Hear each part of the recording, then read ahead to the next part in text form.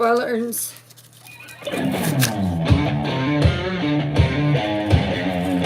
Come on in.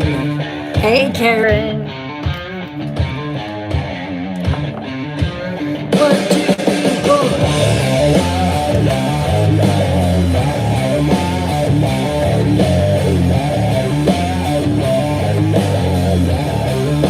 Woo, time.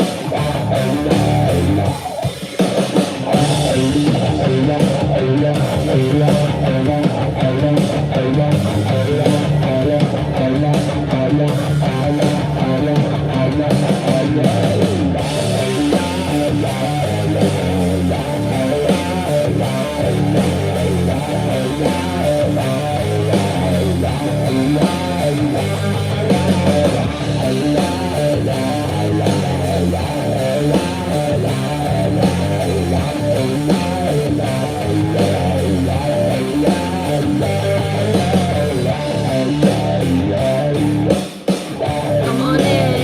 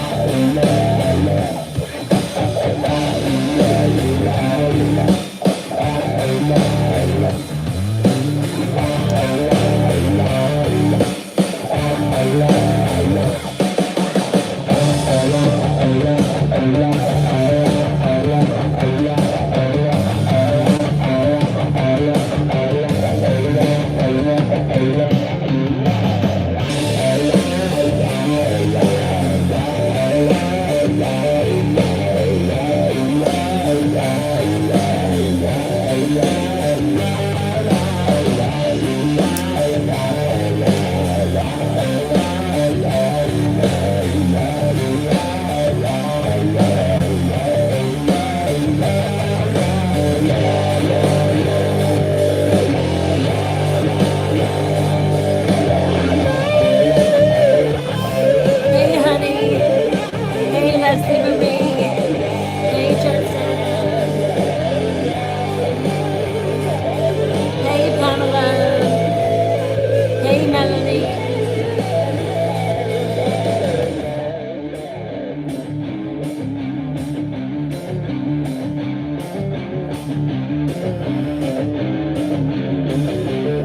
Hello, hello. Hey, Palm. Hey, Kimmy.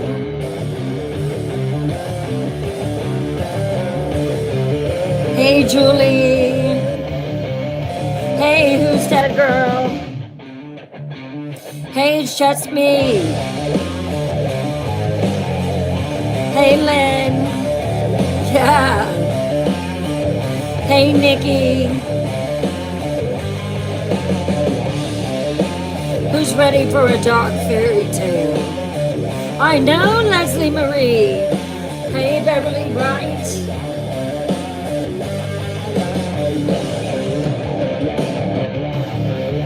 I am good. How are you? Hey, Gothic Prince. Oh, you're a big fan? Thank you, Gothic Prince. Thank you so much.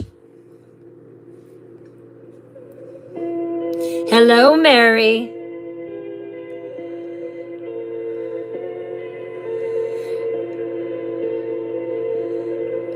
Hey, X.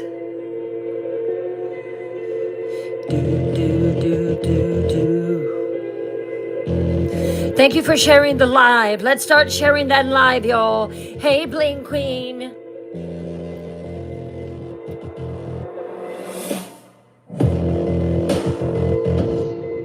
I'm trying to catch everyone too. Hey, Tara. Today's your birthday. Well, Gothic Prince, happy birthday. That is a big deal.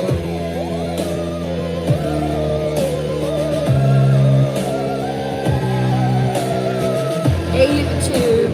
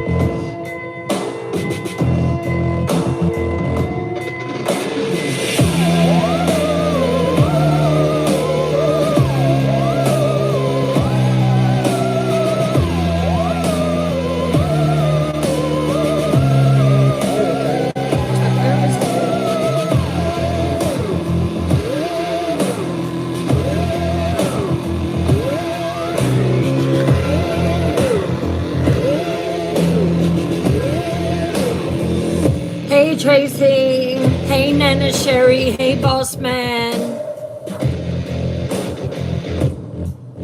Are you commenting over there? How's the view in YouTube tonight?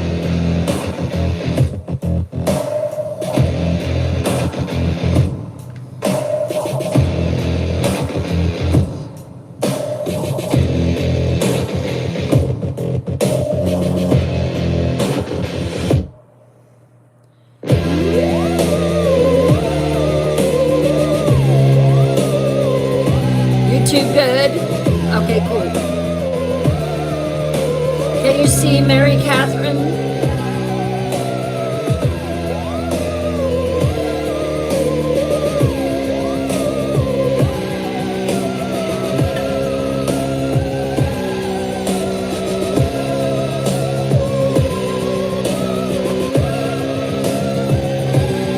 You got your coffee on, Lynn?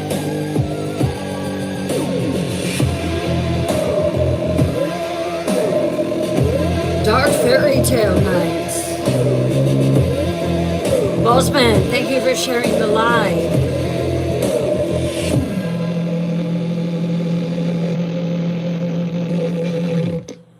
The sound is good. Okay, I did some readjusting, so hopefully everything is good and y'all are getting a good view. Nice.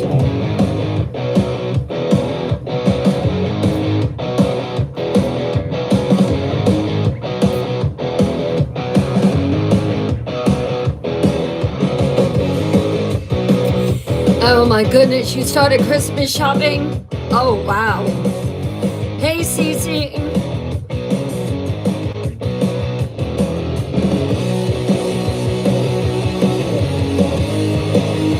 Hey Pop. Are you watching on it too, Justin?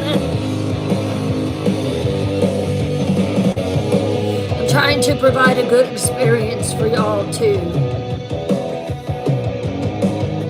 I appreciate your support.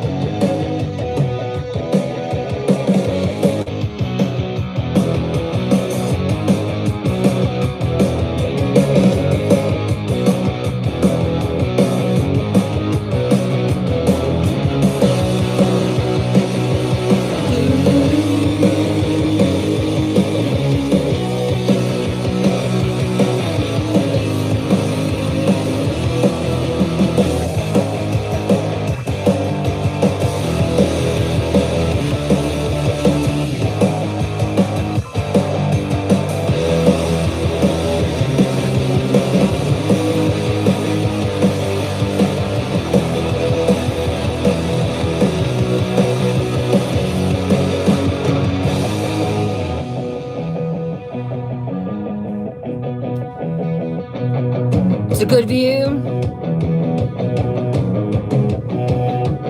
My wedding ring.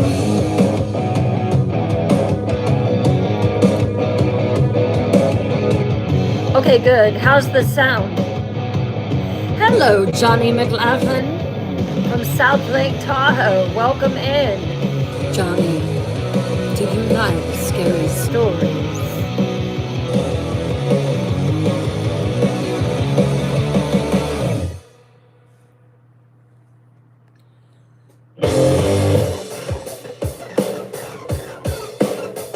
Good, good.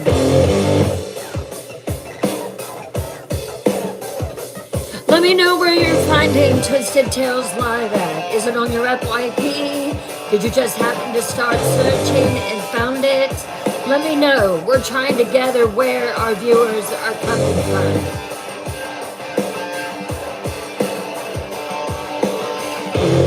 Hey, hey, hey.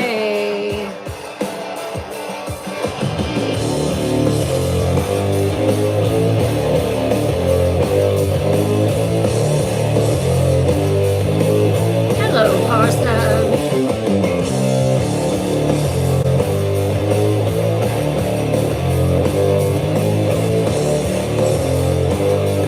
From Iran. Well, welcome from Iran.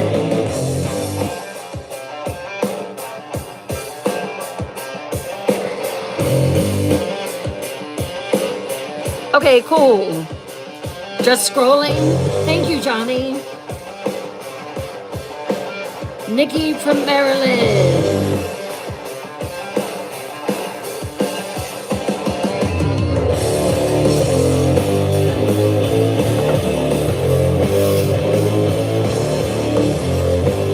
Oh no, Melanie.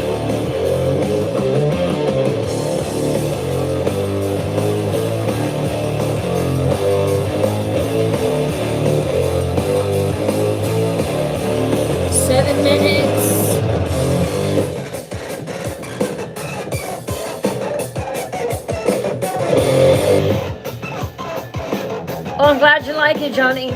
I love my music.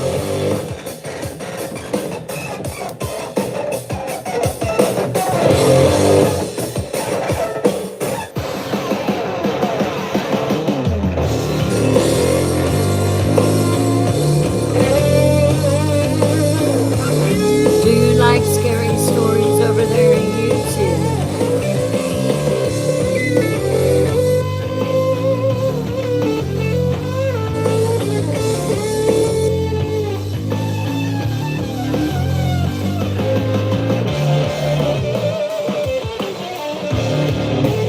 Hey, Marine's daughter.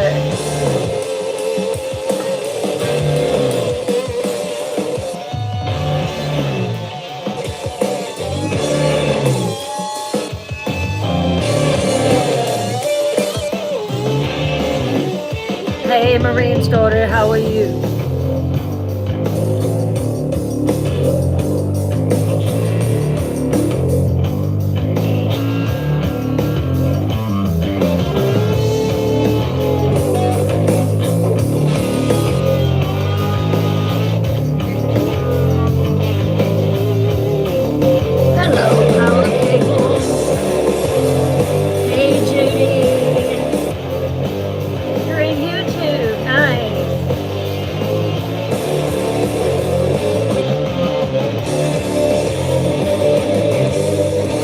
Glad to hear it. Hey, Ohio girl.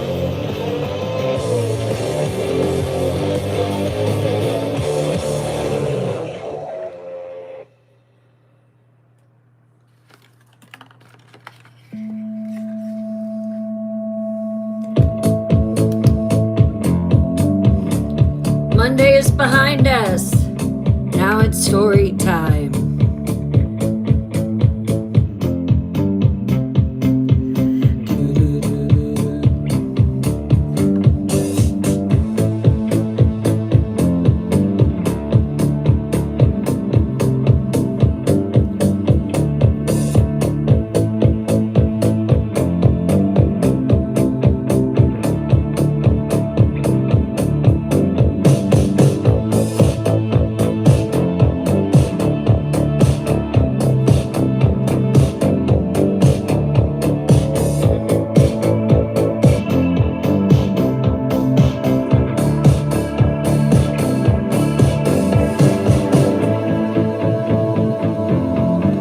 One of my night watchers, please check Discord for me. Never mind.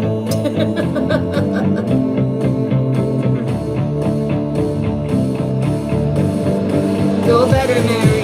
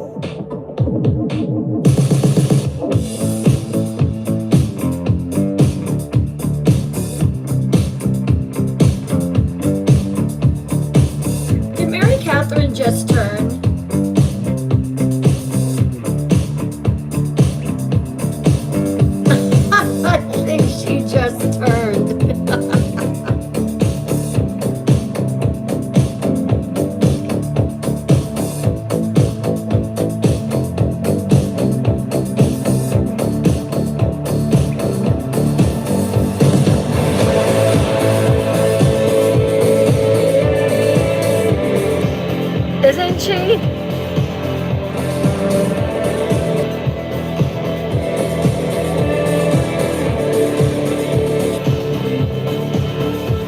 I could have swore she was facing camera. 1 minute.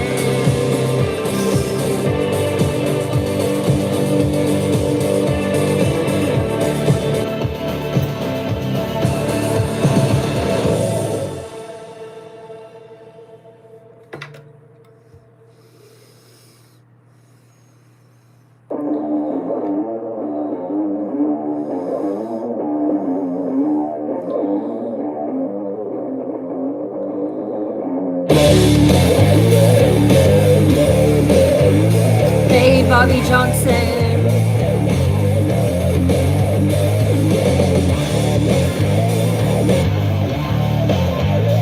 She turned. Yeah, she turned. Hey, Butterfly Queen. You know what, Lulu? Maybe she did. Hey, AJ Cav.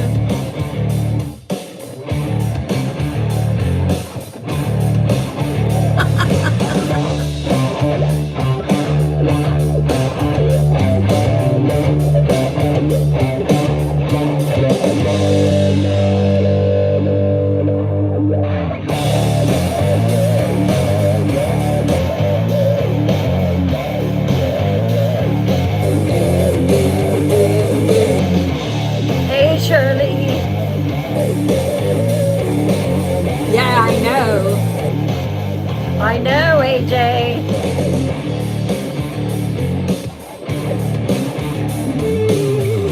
Oh my goodness, Frito pies.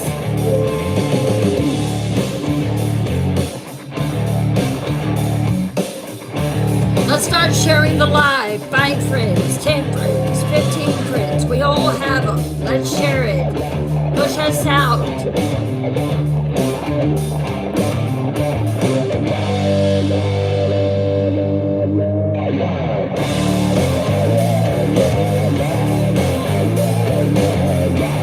I know, X.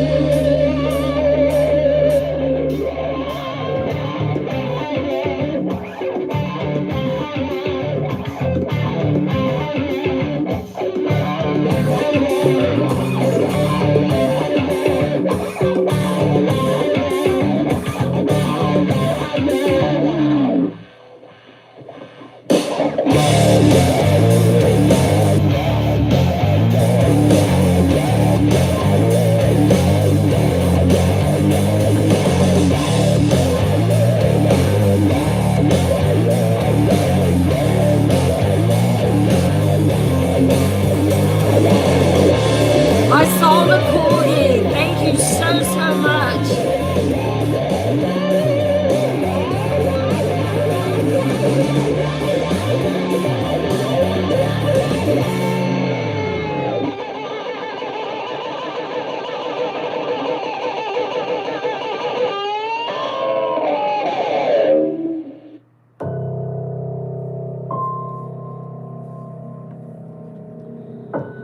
He is adorable, Lulu. Thank you. He is adorable. I love him.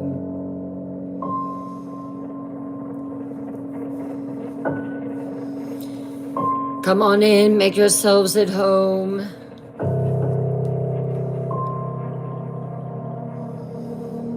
Tonight is dark fairy tale night. Tonight is Hansel and Gretel. Have you heard of it? This version isn't for children, I'm afraid. I don't even know if you'll survive it. Welcome in. My name is Bryn Morgan. I'm a horror author. I'm also a teller of scary stories, paranormal stories, ghost stories, true crime, serial unalivers, urban legend, Appalachian horror, dark fairy tales, dark romance, everything that you can possibly think that is scary, I tell it. And tonight I am telling Hansel and Gretel. If you are new here, this is a warm, safe, loving community. This isn't just a live stream. We're a community of people who come together 6 nights a week for scary stories. And this is also a place where I want you to come in for the next couple of hours and just let everything go. Just forget about everything. Let it roll off your shoulders and enjoy story time.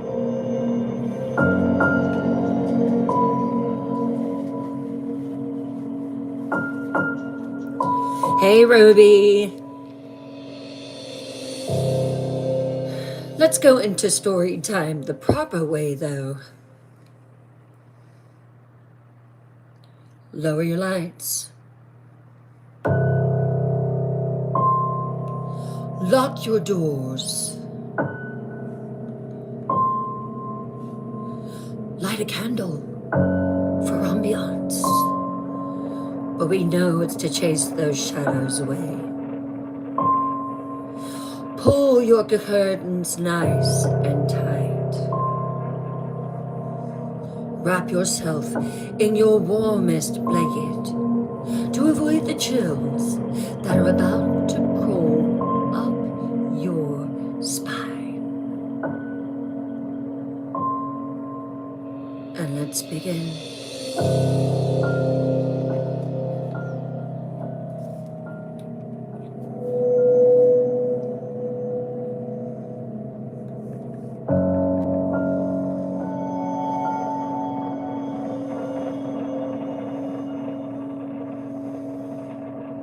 Chapter 1. The Starving House. The cottage crouched against the earth like a dying animal. Its timber walls blackened by years of smoke and sorrow.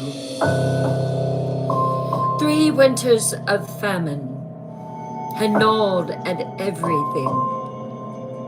The land, the people, even the very wood of the house itself, which had begun to sag and warm, as if the structure were slowly digesting itself from within.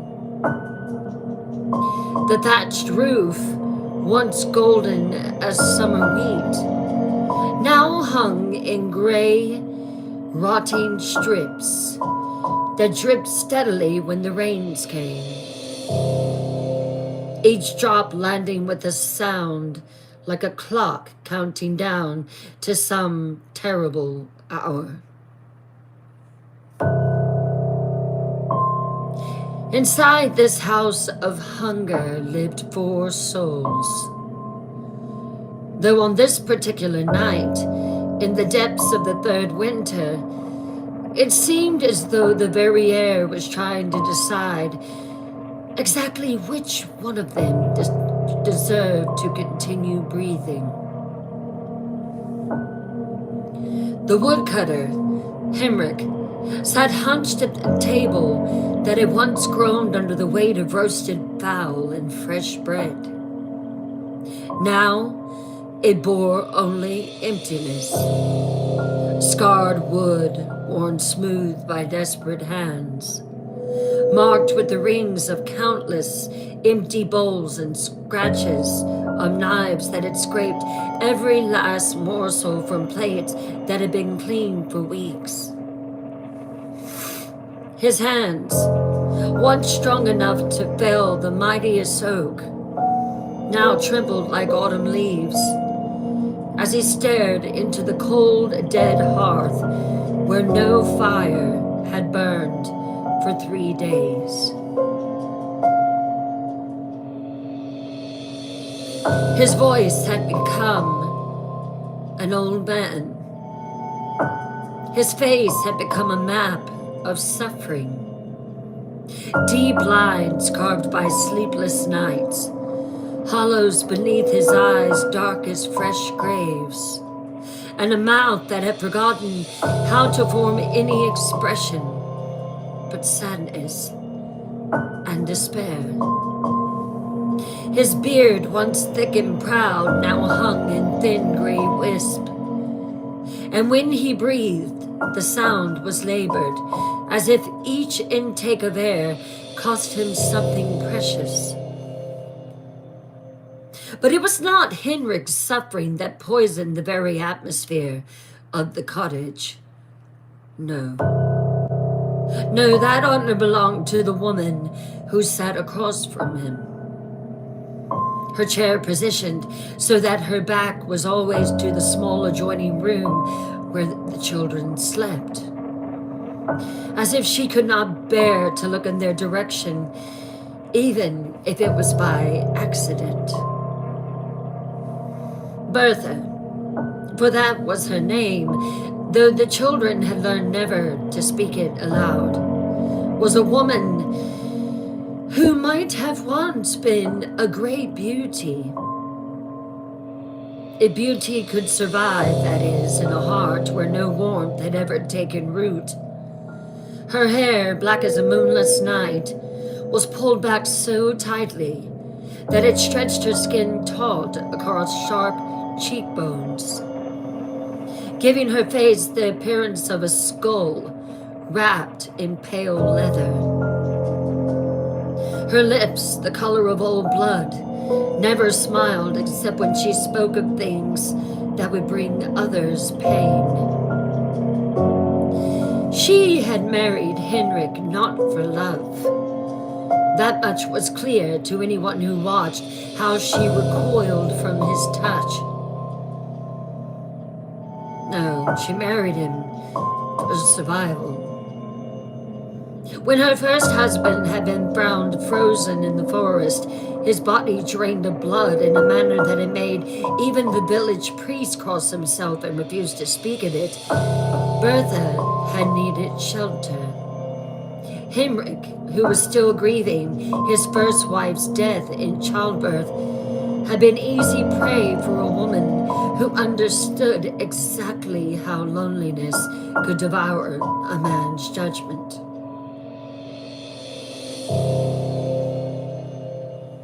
Now, 3 years later, Bertha had grown tired of playing the role of devoted wife and stepmother. The children, Henrik's children, had become nothing more than competition for resources that grew scarcer with each passing day.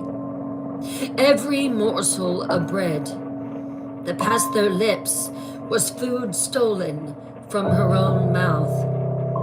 Every sip of watery gruel they consumed was liquid that could have sustained her instead. She watched them with eyes that held no eternal warmth, only the cold calculation of a predator deciding which prey would be the easiest to cull.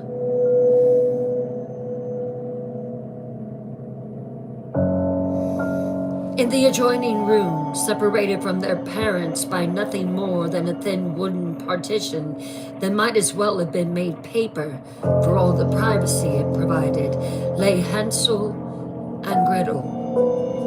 The boy, at 12 years old, had been forced to grow up far too quickly. His childhood devoured by hunger and fear, as surely as if wolves had torn it apart from his bones. His face, once round with baby fat, had sharpened into angles that made him look far older than his years. His eyes, the same deep brown as his brother's, had developed a wariness that belonged to hunted creatures, always watching, always listening, always ready to run. His clothes, What remained of them hung on his thin frame like funeral shrouds. The shirt his mother had sewn for him before her death, back when there was still fabric to spare, back when there was still hope, was now little more than threads held together by stubborn determination. His trousers patched and repatched so many times that it was impossible to tell what the original fabric had been. Stopped well short of his ankles now, revealing legs that had grown too long and too thin, like saplings struggling to reach sunlight through a canopy too thick to penetrate. Beside him lay his sister, Gretel, 8 years old, but ancient in ways that no child should ever be ancient.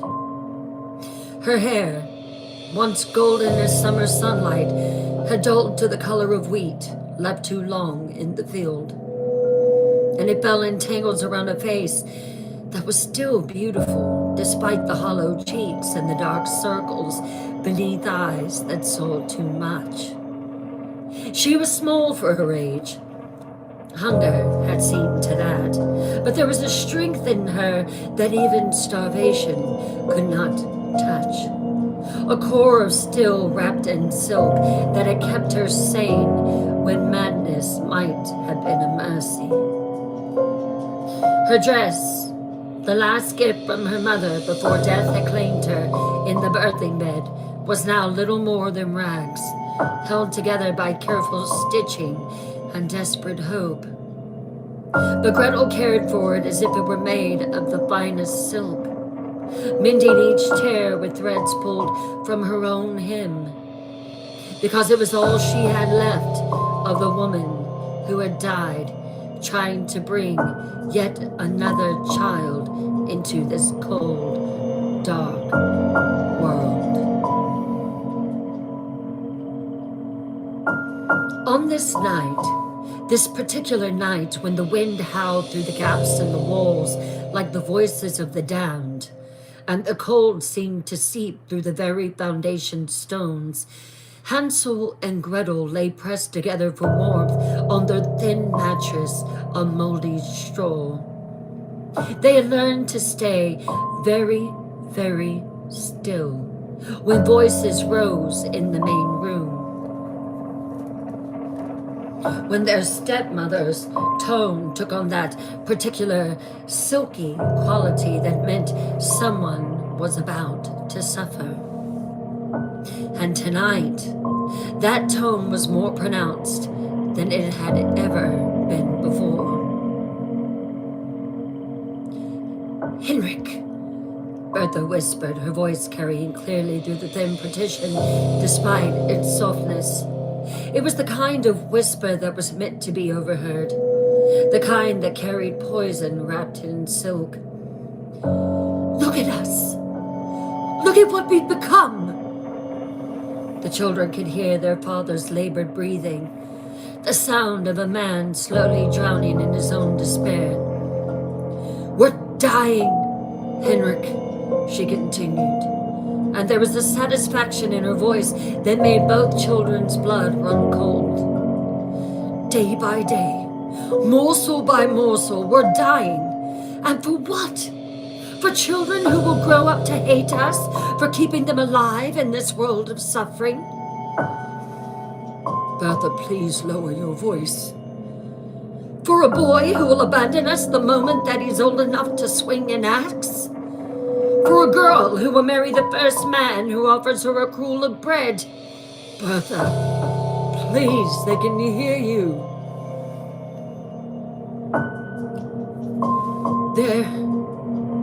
They're my children, Bertha," Henrik whispered, but even he seemed to hear how weak the words sounded in the face of such hunger. "Your children?"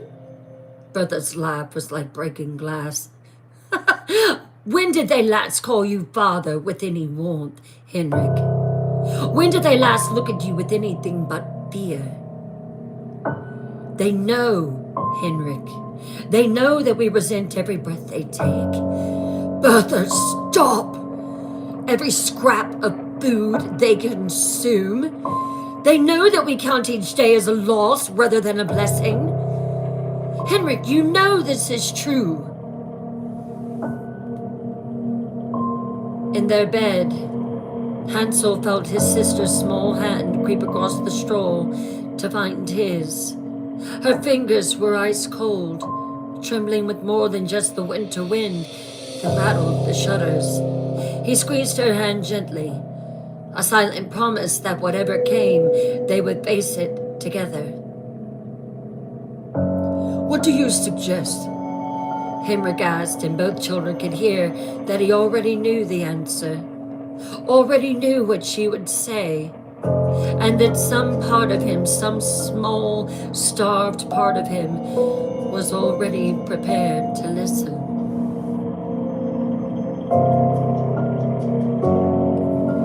I've thought about this. The forest, Bertha said, and the word hung in the air like smoke from a funeral pyre.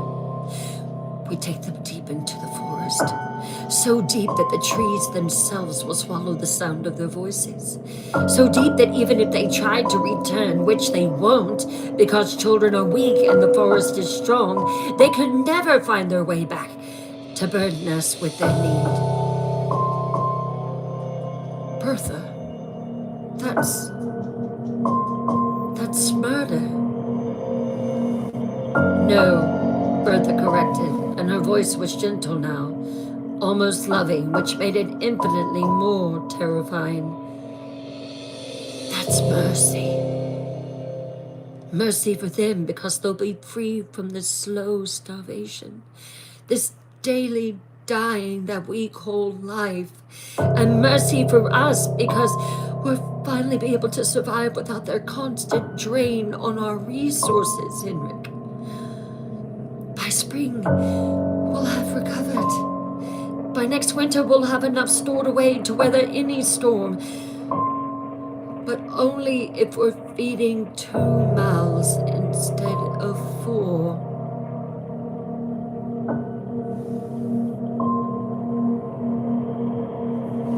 The sound that came from Henrik then was not quite a sob, and not quite a moan, but something caught between.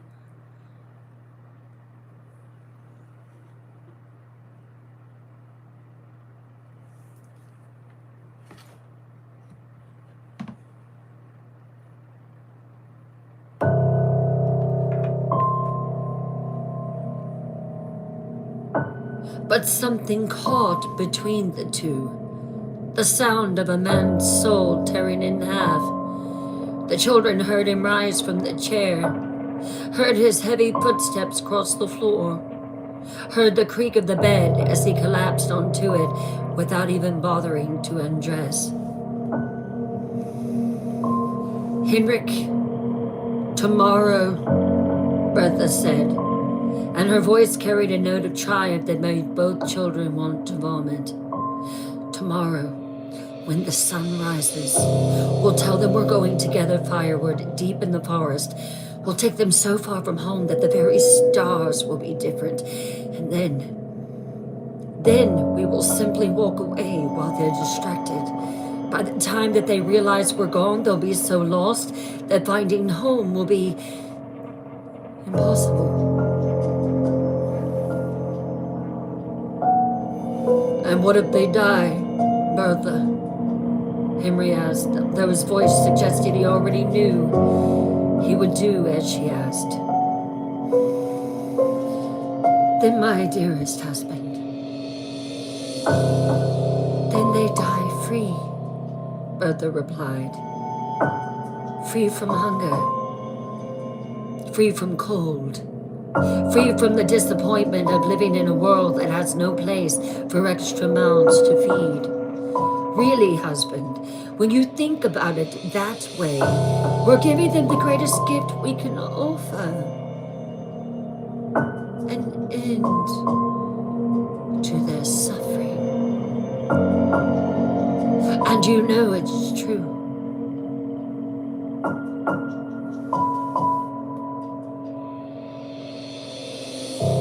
their bed, Hansel and Gretel lay frozen with more than cold. They had known this day would come. Children who live with hunger and hatred learn to read the signs, learn to see the future written in the tightness around their elders' eyes, in the way conversations stop when they enter a room, in the careful rationing of even the smallest kindnesses. Hansel had been preparing for this possibility for weeks, collecting small white pebbles from the stream behind their cottage, pebbles that gleamed like tiny moons in even the faintest light. He had sewn them into the lining of his jacket with threads pulled from his own clothes, creating a secret cache that might, just might, be enough to mark their trail back home.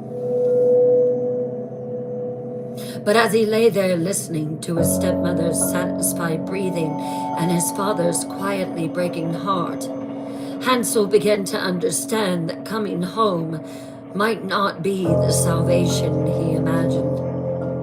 Home had become a place where they were nothing but burdens, nothing but obstacles to survive, nothing but reminders of better times that would never return. Still, he squeezed his sister's hand tighter and whispered into her ear, so quietly that even the wind could not carry his words beyond her hearing. Whatever happens tomorrow, we stay together. Whatever they do to us, whatever tries to separate us, we find each other. Promise me, Gretel. Promise me we stay together.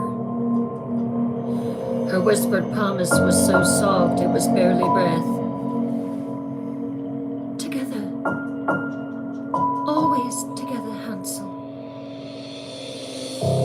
Outside, the wind continued to howl, and somewhere in its voice both children could swear they heard laughter. Cold, hungry laughter that spoke of things waiting in the deep forest. Things that knew that tomorrow would bring them fresh prey to play with in the endless darkness between the trees. Their nightmare was about to begin.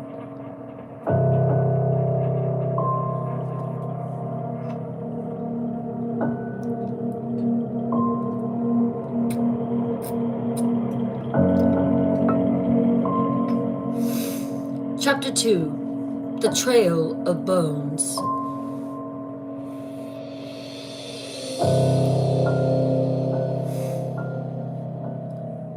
Dawn came like a fever breaking, pale and sickly, casting long shadows that seemed to reach across the cottage floor like grasping fingers. The light that seeped through the cracked shutters was the color of old bones, and it brought with it no warmth, no promise of better things to come, only the terrible certainty that this day would mark the end of everything the children had ever known as home. Hansel had not slept. He had lain in the darkness listening to his sister's breathing, counting each inhale and exhale as if they were precious coins he was hoarding against some unimaginable poverty. Beside him, Gretel had finally drifted into an uneasy slumber just before dawn. Her small body curled into a tight ball, her face streaked with tears that dried into salt tracks across her hollow cheeks.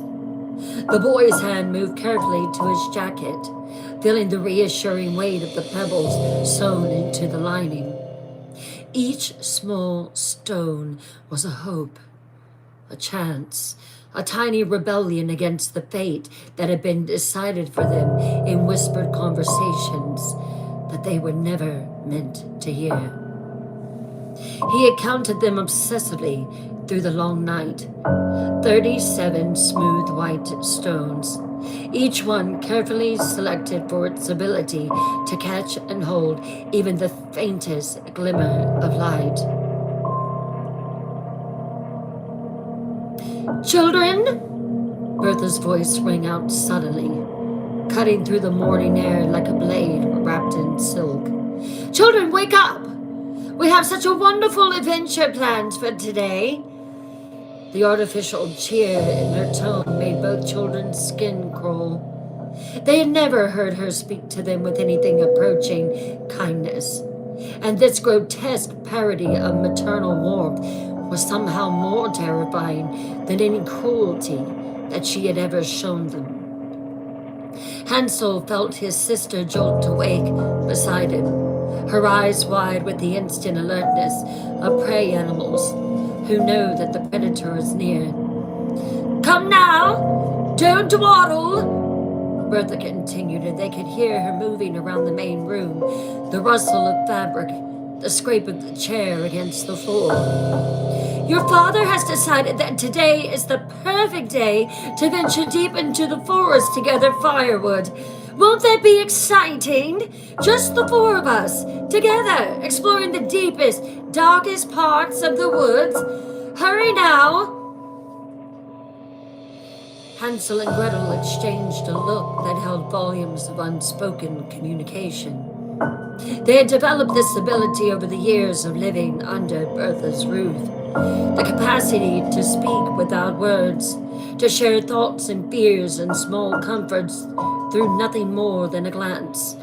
In that single look, they both acknowledged what they had heard the night before, confirmed their shared understanding of what this adventure really meant, and silently renewed their promise to face whatever came together.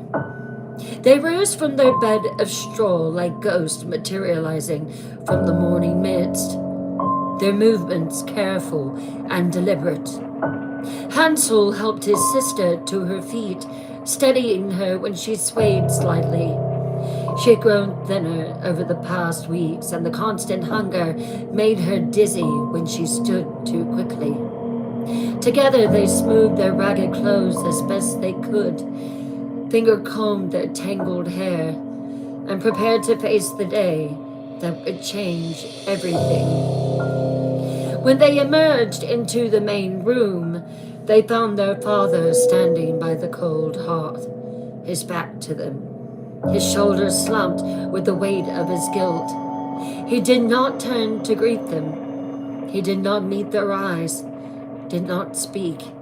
Instead, he stared into the empty fireplace as if he could see flames dancing there, as if he could warm himself on fires that existed only in his memory. "Ah, there you are, my children," Bertha exclaimed, clapping her hands together with mock delight. She had dressed herself in the finest remaining clothes, a dark blue dress that had once been beautiful, but was now faded and patched, and a woolen cloak that had belonged to Henrik's first wife. The sight of their mother's cloak wrapped around this woman's shoulders made both children feel sick with a grief they could not name. "Now then," she continued, bustling around the room with false energy, "we must prepare for our journey. It will be a long walk and we'll need provisions." She moved to the cupboard, the nearly empty cupboard, and withdrew what appeared to be the last remaining piece of bread. It was small, hardly larger than a child's fist, and spotted with green mold that she scraped away with her fingernail as if this made it somehow appetizing. With great ceremony, she broke the bread into 4 pieces, though even calling them pieces was generous. They were more like crumbs, pathetic fragments that would barely qualify as a single bite for a healthy person. She handed the smallest portions to her children, kept a slightly larger piece for herself, and gave the largest, though still pitifully small, fragment to Henrik. "There," she said with satisfaction. A feast to sustain us on our great adventure. Are you excited, children? Hansel looked down at the moldy crumb in his palm and felt his stomach twist with something that was equal parts hunger and revulsion. Besides him, Gretel stared at her own meager portion with an expression of such profound sadness that it took all of his willpower not to give her his share as well. But he knew that they would need whatever strength they could manage for what was to come. Eat up, children, Bertha commanded, her voice still maintaining that horrible, cheerful mask. We'll be walking for hours, and you'll need your strength. They choked down the moldy bread, washing it down with water from the bucket by the door, water that tasted of rust and desperation, and the lingering bitterness of too many tears shed in its vicinity.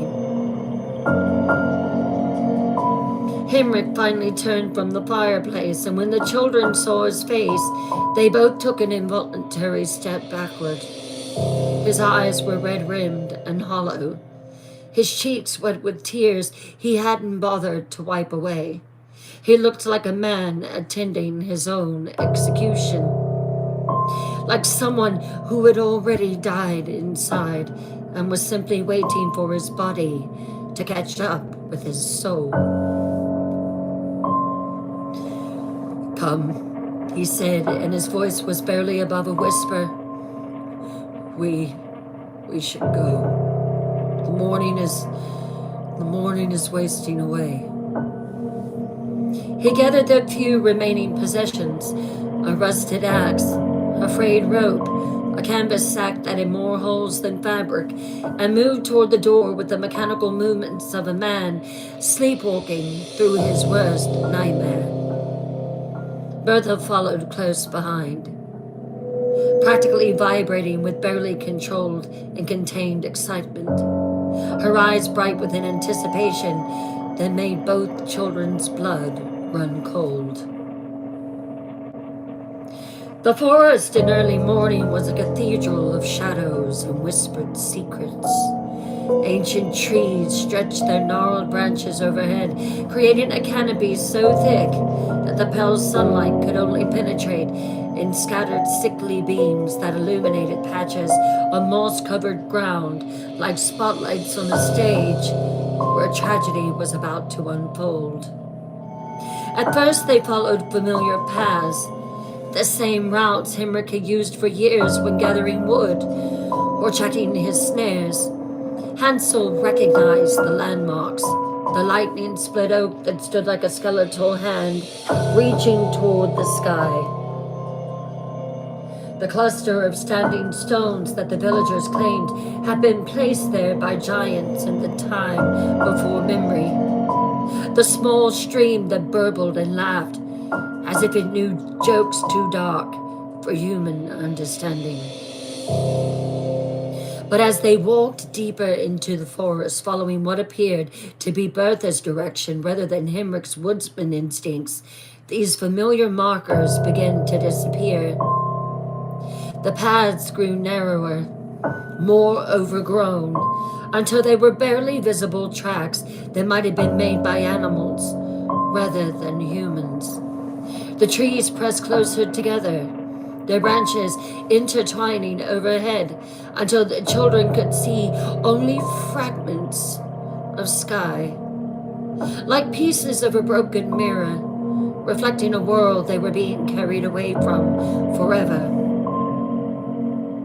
Hansel waited until they had been walking nearly an hour before he began his secret rebellion.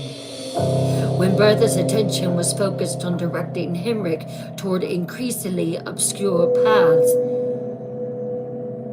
when his father was too lost in his guilt to notice what happened behind him, the boy would carefully work one of the pebbles from his jacket lining and let it fall to the forest floor.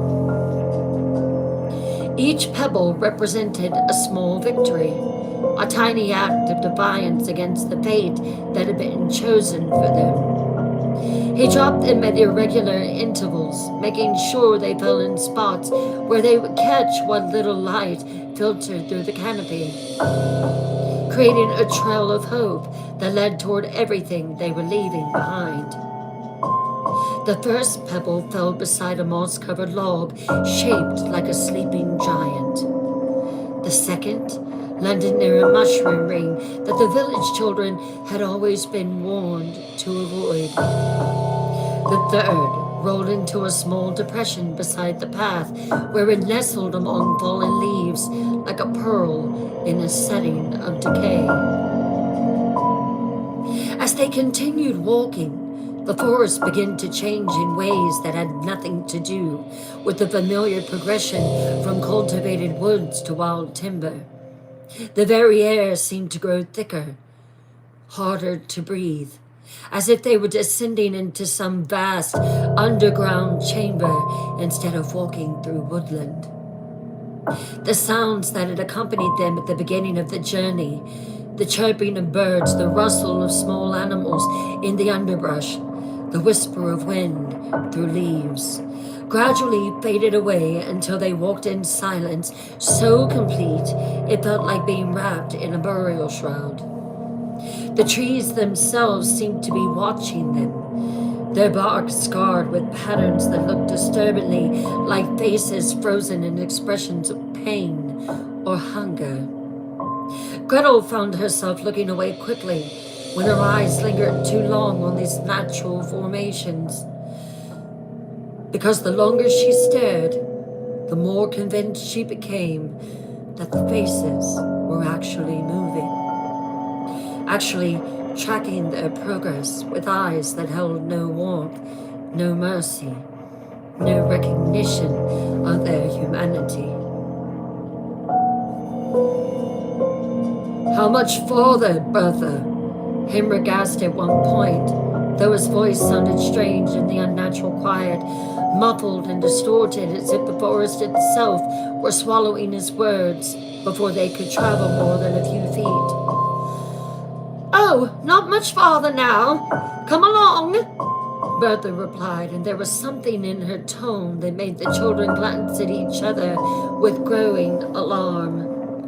"Just a little deeper. We want to find the really good wood, don't we? The kind that will stay lit, the kind that burns hot and clean and lasts through the longest winter nights." But they had not brought a cart to carry wood. They had not brought proper tools for cutting down trees. They had brought nothing that would actually be useful for gathering firewood. And all four of them knew that. Hansel increased his pace of pebble dropping, working like stones from his jacket with growing desperation. He could feel that they were approaching some kind of culmination, some point of no return beyond which his trail of breadcrumbs, or in this case, trail of pebbles, would be their only hope of salvation. The seventh pebble fell beside a tree whose trunk was covered in what looked like claw marks, deep gouges in the bark that were too large to have been made by any natural forest creature. The eighth landed in a small clearing where the grass grew in an unnatural spiral pattern, as if something massive had been spinning there for hours, wearing the earth down into strange geometric shapes. The ninth pebble rolled to rest against what appeared to be a bone. Whether animal or something else, Hansel chose not to examine it too closely. "Children," Bertha said suddenly, stopping in a small clearing where the trees formed an almost perfect circle around a patch of earth that looked as though nothing had ever grown there. "Why don't you gather some of these lovely twigs while your father and I scout ahead for the perfect tree to cut down?" The suggestion was phrased as a question, but her tone made it clear that this was not a request. This was a command, and refusal was not an option. Hansel and Gretel looked around the clearing, and saw nothing but bare earth and the skeletal remains of bushes that appeared to have died long ago. There were no twigs together, no branches suitable for firewood, nothing that would justify the hours of walking they had already endured. "But Mother," Gretel said, the word feeling like poison on her tongue, "there's nothing here to—" "Nonsense!" Bertha interrupted, her voice still maintaining that horrible bright cheerfulness, even though her eyes flashed with something sharp and dangerous. "Look more carefully, my dear. I'm sure you'll find plenty to keep you busy while we're gone. And remember, stay right here in this clearing. Don't wander off. The forest can be very dangerous for children who don't know their way." Henrik had not spoken a word since they entered the clearing. He stood with his back to his children, his shoulders shaking slightly, his hands clenched into fists at his sides. When Bertha placed her hand on his arm and began guiding him toward the far edge of the clearing, he followed her, like a man in a trance, like someone who had surrendered all capacity for independent thought or action. "We'll be right back, children," Bertha called over her shoulder as she and Henrik disappeared between the trees. Just stay right there and gather those twigs. We'll be back before you know it." For the first few minutes, Hansel and Gretel actually attempted to follow her instructions. They wandered around the barren clearing, searching for something, anything that might qualify as twigs that they had been told to collect. But as the minute stretched into an hour, and the hour began to feel like an eternity, they gradually came to understand what both of them had known. Deep down, from the moment this adventure had been proposed, the parents were not coming back. They were alone in the deepest part of the forest, in a place so far from home that the very stars above them seemed different, and they had been left there to die. Gretel sank to her knees in the center of the clearing, her small body finally overwhelmed by the reality of the situation. The tears had been holding back since dawn finally came. Great racking sobs that shook her thin frame and seemed to echo strangely in the unnatural silence of the forest. But Hansel did not cry.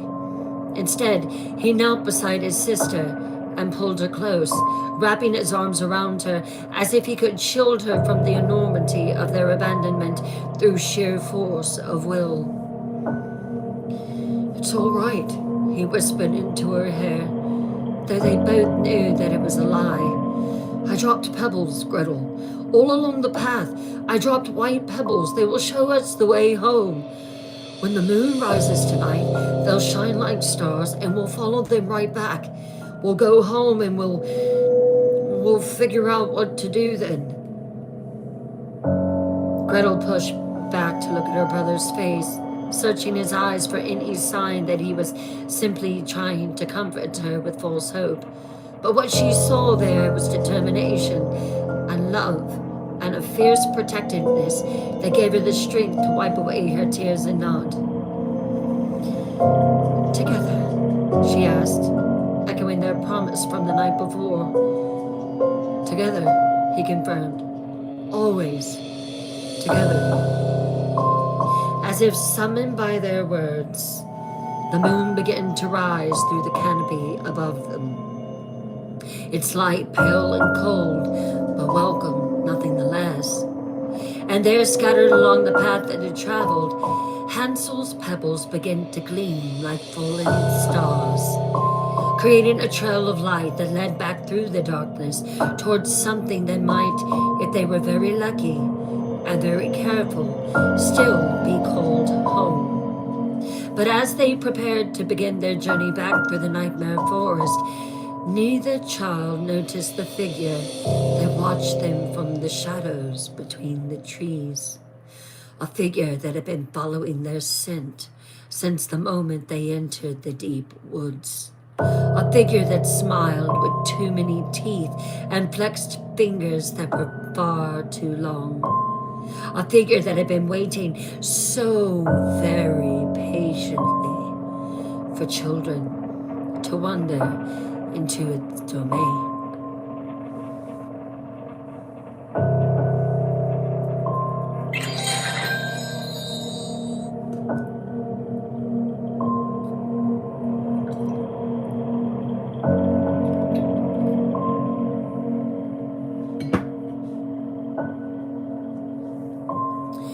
Chapter 3.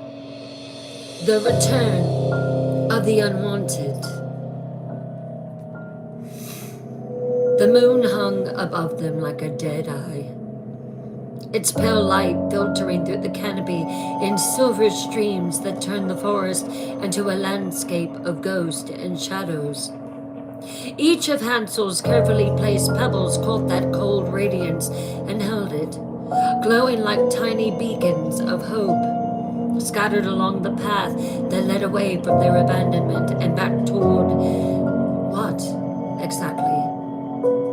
Home was no longer a word that carried comfort, no longer a destination that promised safety or warmth or welcome.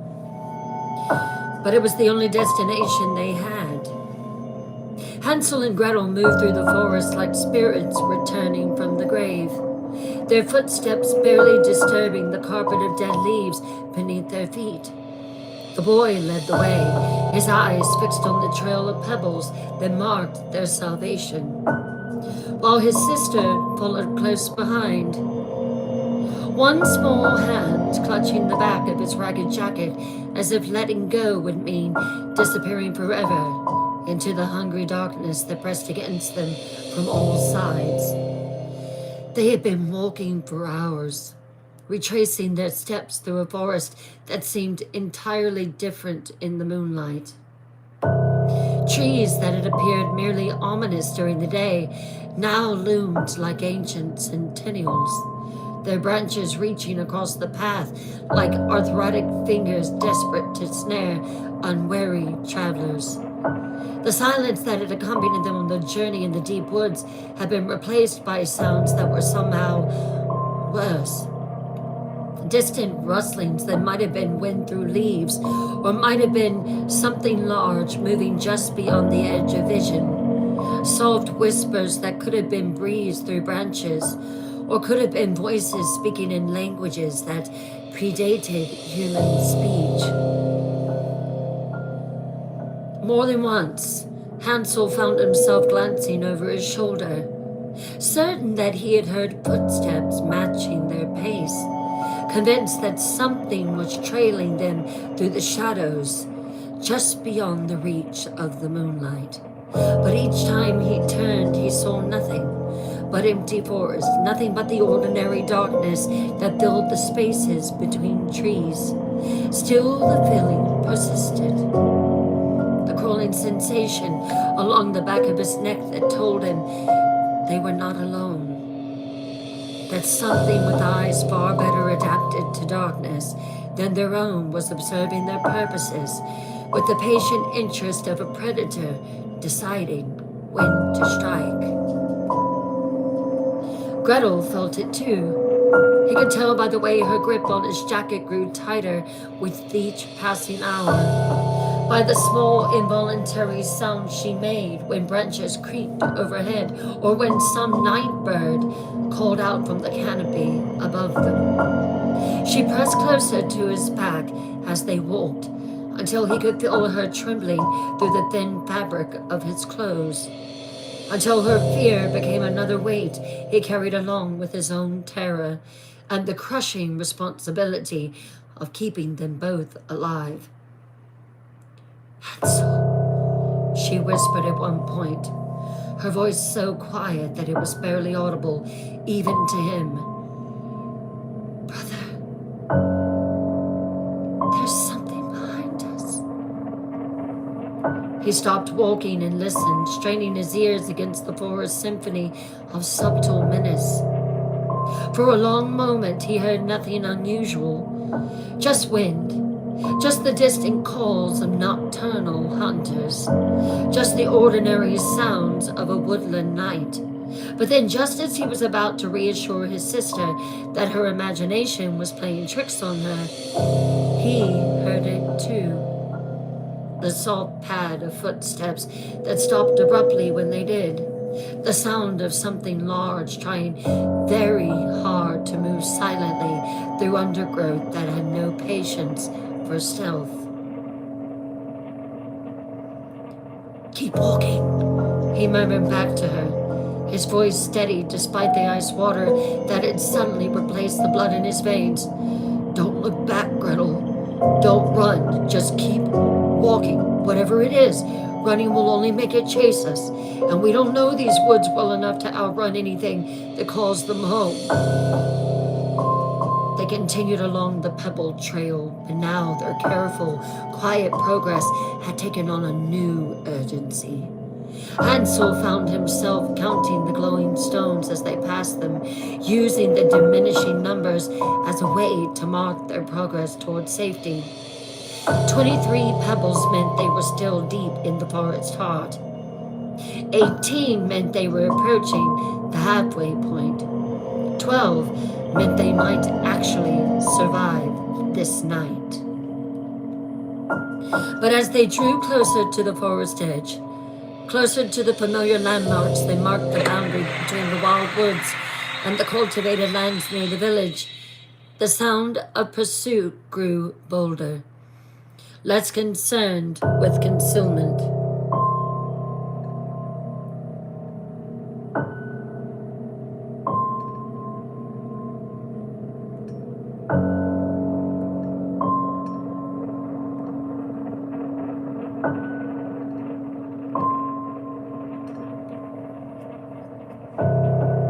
Whatever was following them seemed to understand that its prey was escaping, and it was growing impatient with the slow game of cat and mouse that had sustained it through the early hours of their flight.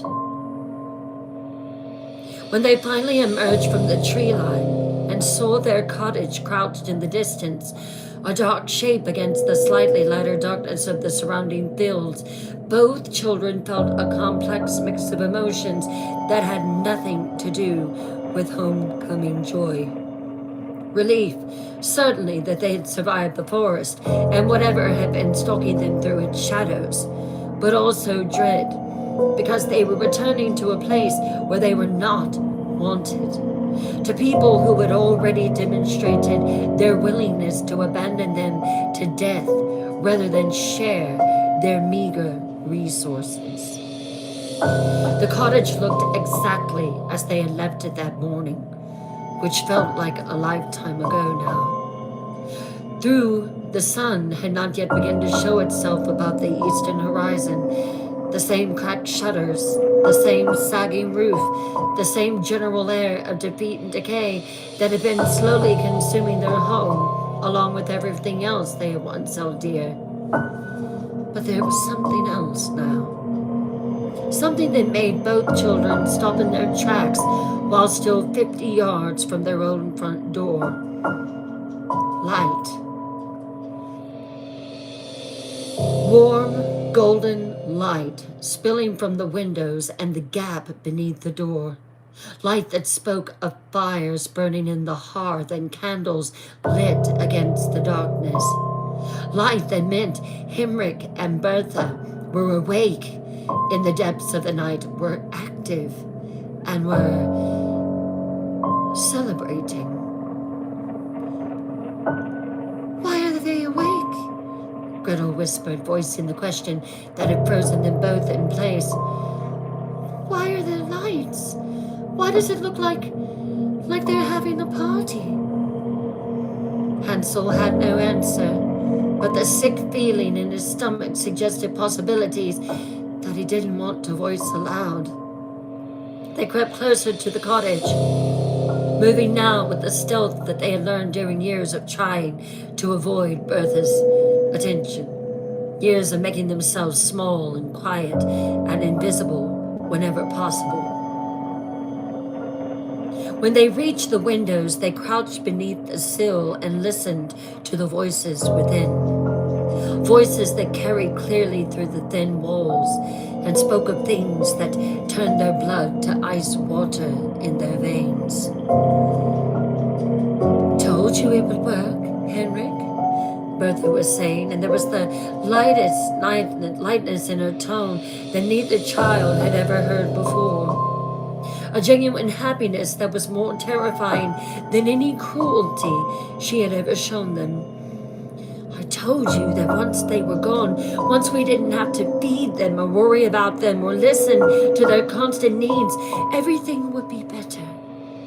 And I was right. I still can't believe we actually did it, Henrik replied, and his voice held wonder rather than guilt, amazement rather than remorse. I kept thinking they would find their way back somehow, that we would wake up and find them at the door, demanding explanations. Well, they won't, Bertha said with satisfaction. The deep forest doesn't give up its dead, my husband. Oh, Henrik, by now the wolves have found them, or the cold has taken them, or they've simply wandered until they collapsed from exhaustion. Either way, our problem is solved. And look what we found when we returned, she continued, and both children could hear her moving around the room, could picture her gesturing toward whatever discovery had prompted this midnight celebration of theirs. Hidden away in their mattress, a whole loaf of bread. Can you imagine, Henrik? They had food hidden away while we were starving, while we were agonizing over how to feed them.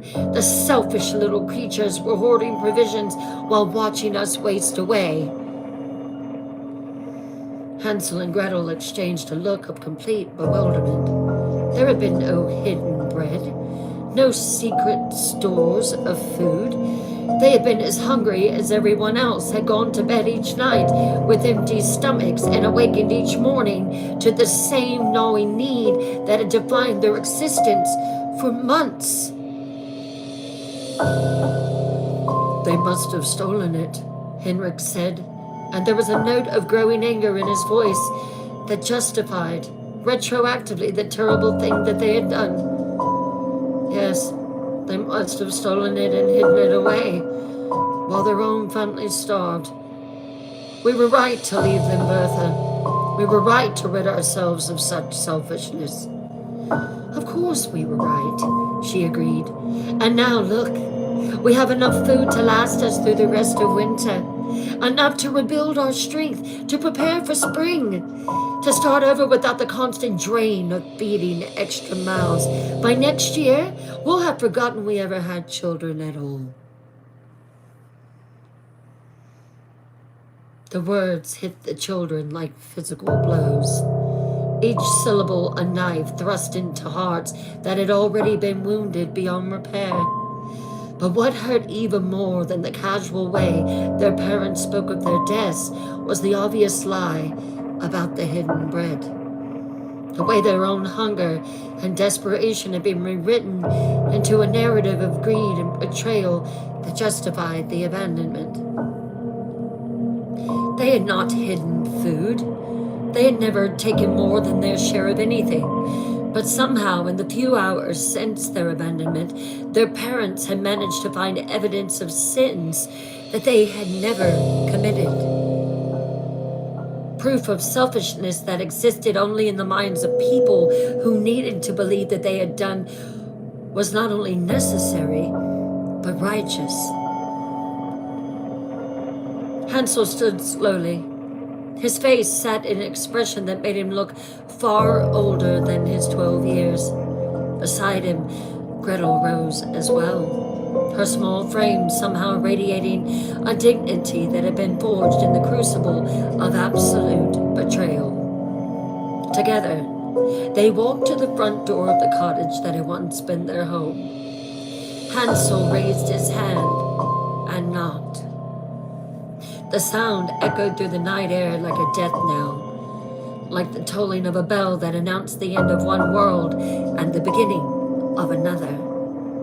Inside the cottage, all conversation stopped abruptly, replaced by silence so complete that it seemed to swallow even the sound of breathing.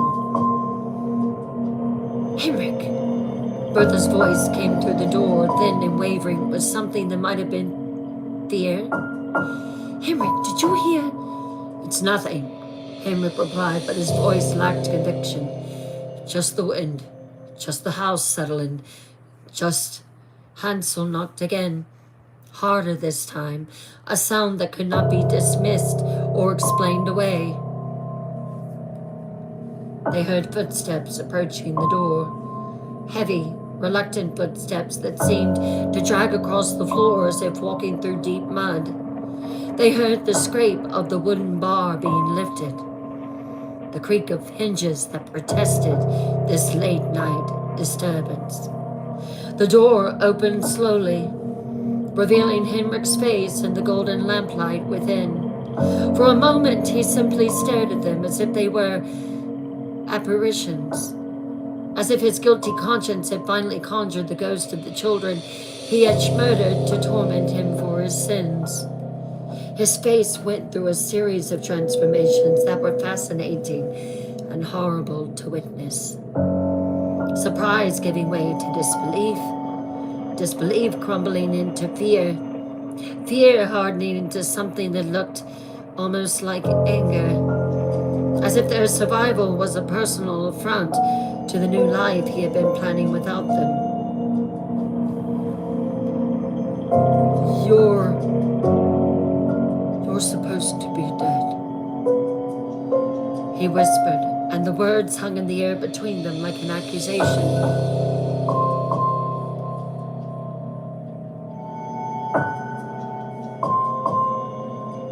"We followed the pebbles home, Father," Hansel said quietly, and something in his tone made Henrik take an involuntary step backward.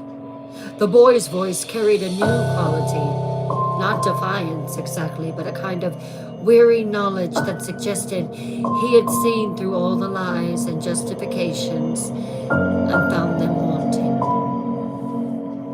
Behind Henrik, they could see Bertha frozen in the middle of the room, a piece of bread halfway to her mouth, her eyes wide with the kind of shock that comes from seeing the impossible made manifest.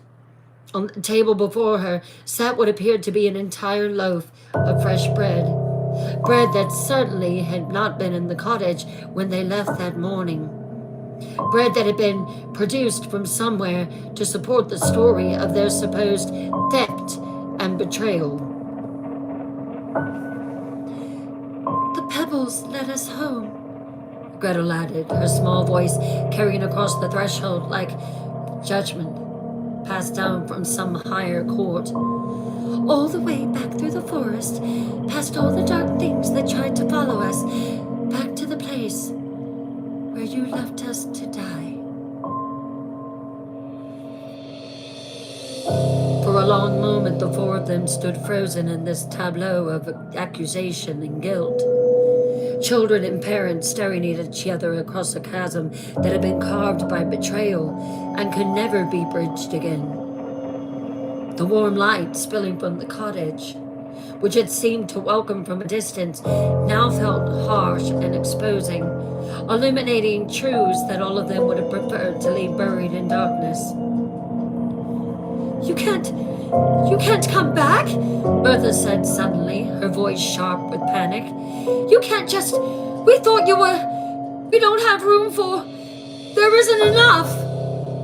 But her protest trailed off as she met Hansel's steady gaze, as she saw something in the boy's eyes that had not been there when they left that morning. He had gone into the forest as a child, frightened and dependent and desperate for adult protection. He had returned as something else entirely. Someone who had looked abandonment in the face and survived it.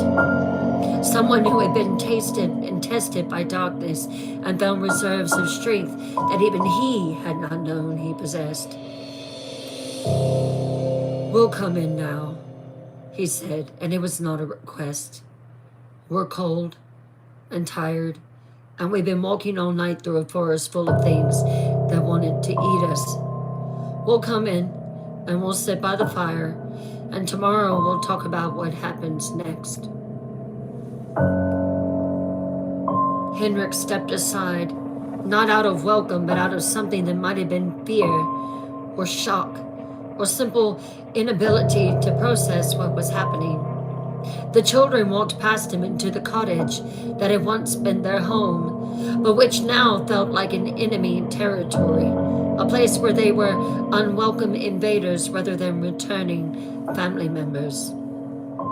They sat down at the table where Bertha had been eating the bread that supposedly proved their guilt, and they looked at the two adults had given them, well, the father had given them life, she gave them nothing but pain, and then tried to take it away with the calm, measuring gaze of survivors evaluating potential threats.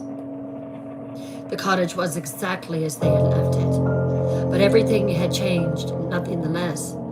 The children who had walked into the forest that morning had been victims, helpless and dependent on adults who proved unworthy of their trust. The children who had returned were something else entirely, harder, wiser, and infinitely more dangerous than anyone in that room had yet realized.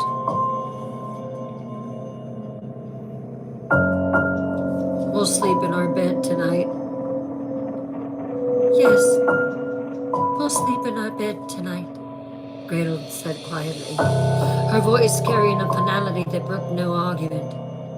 "Tomorrow, we'll decide what to do about the problem of living with people who tried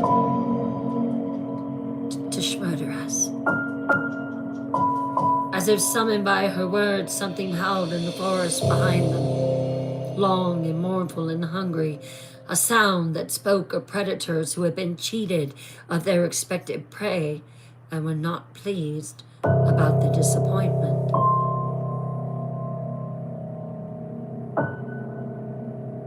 They were no longer simply victims in someone else's story.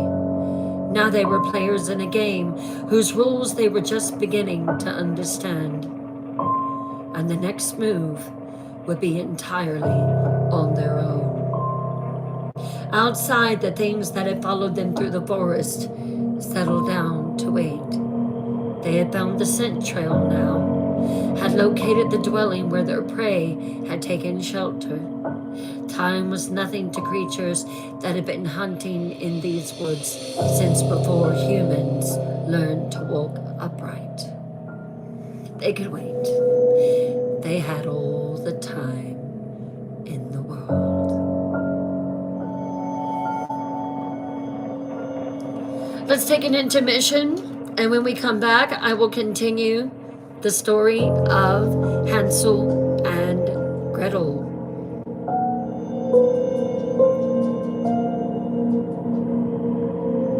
I'll be right back.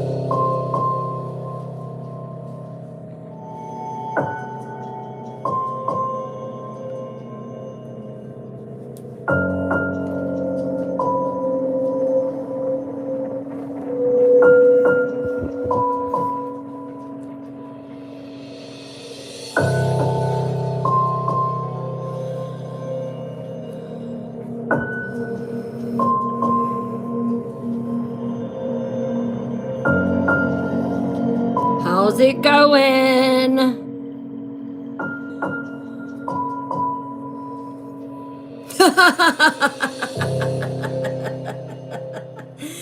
Oh, that would be funny. I'd be like, get yourself out of my chair right now. Right now.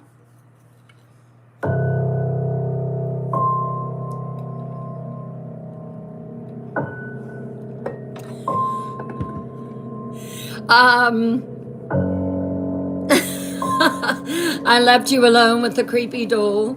You're welcome. You're welcome.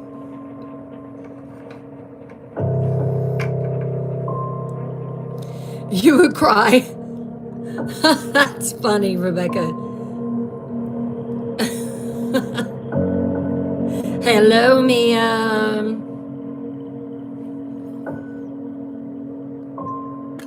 Oh, I didn't mean to do that.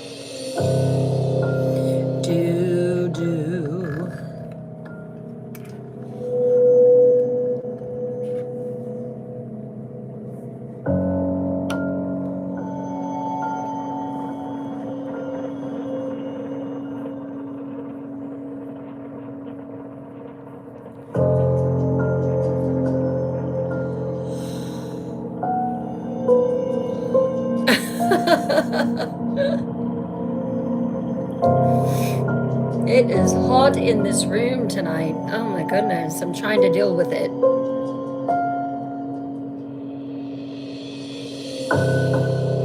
Hey, Love Jones. How are you, darling? Thank you for all the gifting. Thank you for the likes. Oh, close to 300K. Very nice. Thank you so much. James Swartz. Hello, Big Brother Jimmy. Hello, hello.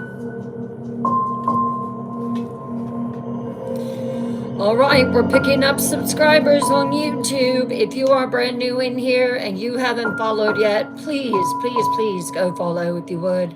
It's completely free. We have to have 1,000 subscribers to monetize on YouTube, so we definitely need that, and we have to have 4,000 viewing hours. So please watch these lives. They're all recorded. Please watch them. And let's get monetized on YouTube so we can shoot for the stars. Have you checked out the merch yet? It is amazing. X has did an amazing job with that. Check it out if you would. It's really cool. We're trying to not have, you know, everything Night Queen, but yet at the same time, trying to kind of branch out and try different things. And X is just a genius at that stuff. I know there's going to be purses coming down the line, all kinds of exciting things. So looking forward to that.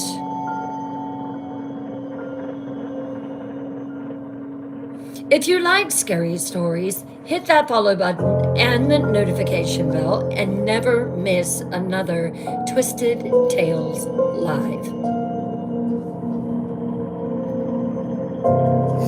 We'll get started here in about 4 minutes.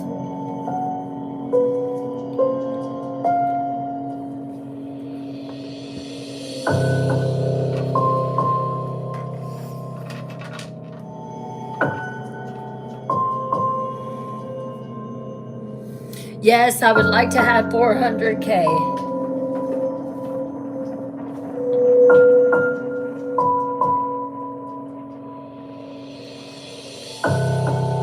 Is this a live that is worth liking?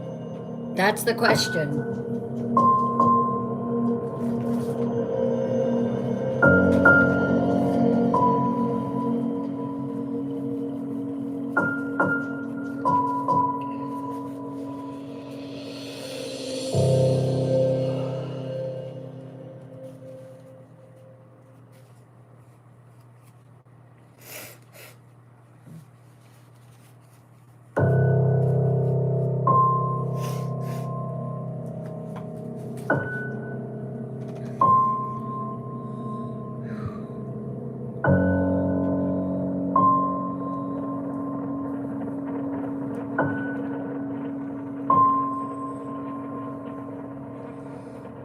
I've got to get my hair off my neck.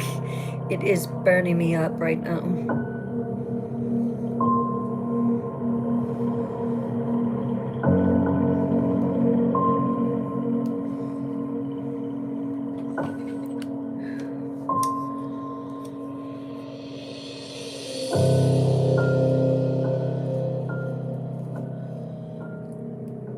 Hello, Jen 11.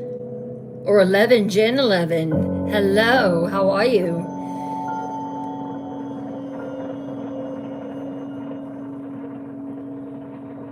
Whew.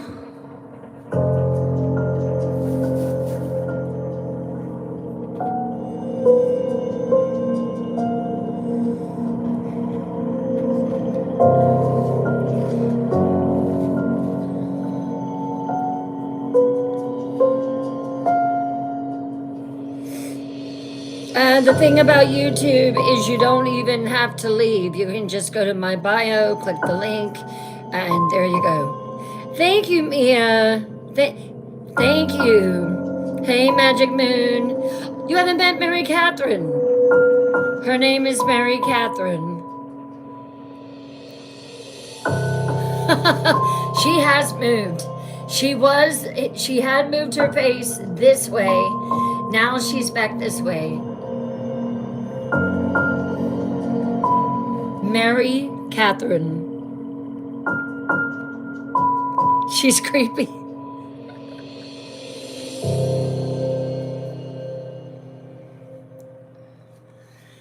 Oh my goodness.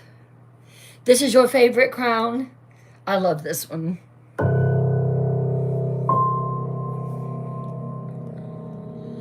All right. It is time to get back into Hansel and Gretel.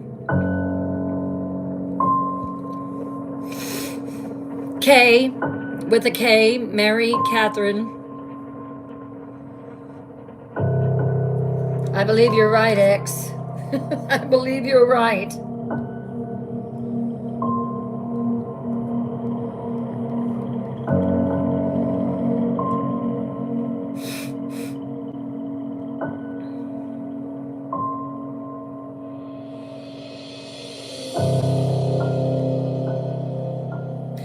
Chapter 4.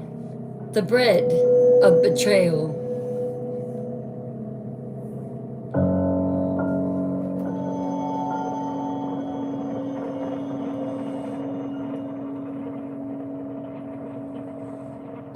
The remainder of that night passed without sleep for any of the cottage's 4 inhabitants.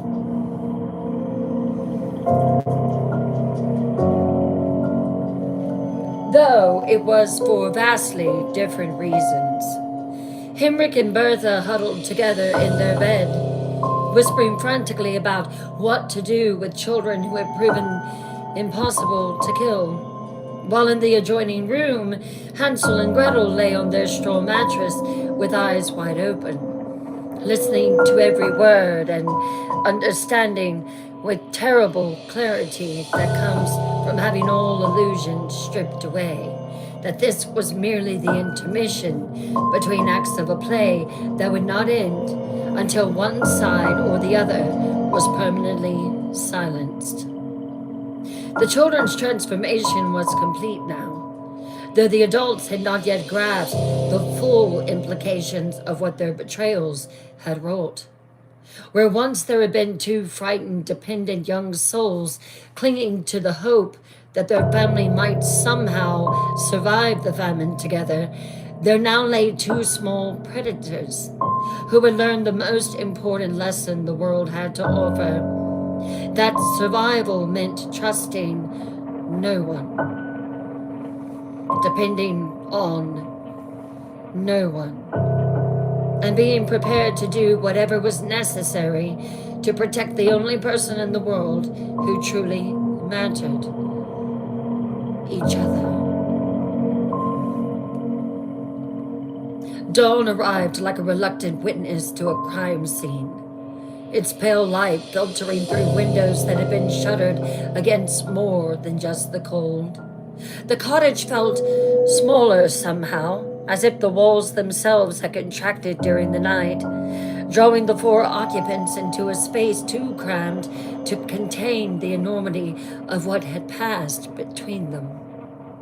The very air seemed thick with unspoken accusations and half-formed plans, with the weight of words that had been heard through thin walls, and the terrible knowledge that some betrayals, once committed, can never be undone. Bertha was the first to rise, her movements sharp and jerky, with the kind of nervous energy that comes from too many hours spent planning desperate measures. She had aged years in a single night, her face drawn into harsh lines by the realization that her bid for survival had failed, that the obstacles to her continued existence had not been removed, but had instead returned stronger, more dangerous, and infinitely more aware of her true nature. She moved around the cottage with false purpose, making a great show of preparing breakfast from supplies that everyone in the room knew had not existed the previous morning. Where she had obtained fresh bread, eggs, even a small piece of salted meat was a mystery that none of the other 3 chose to investigate too closely. Such luxuries simply did not materialize in cottages where families had been starving for months. But the adults seemed determined to maintain the fiction that these provisions had been there all along, hidden away by selfish children who had finally been caught in their deception.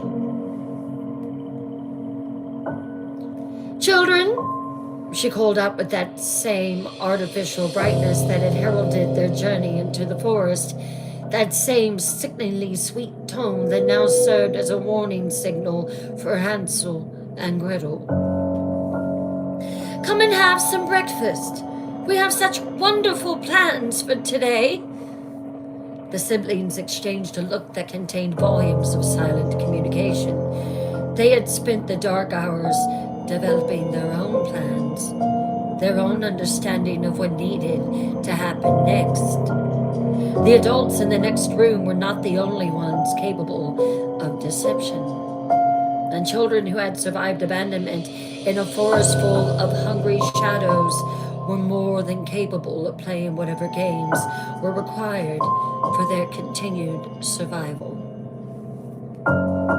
They emerged from their room with carefully composed expressions of innocence, looking for all the world like the same dependent, trusting children who had been led into the woods the previous morning. But beneath the surface, something fundamental had shifted. They moved with a new awareness of space and distance, positioning themselves so that they could not be easily cornered, so that the door was always within reach, so that they could read the expressions on the adults' faces without revealing their own thoughts.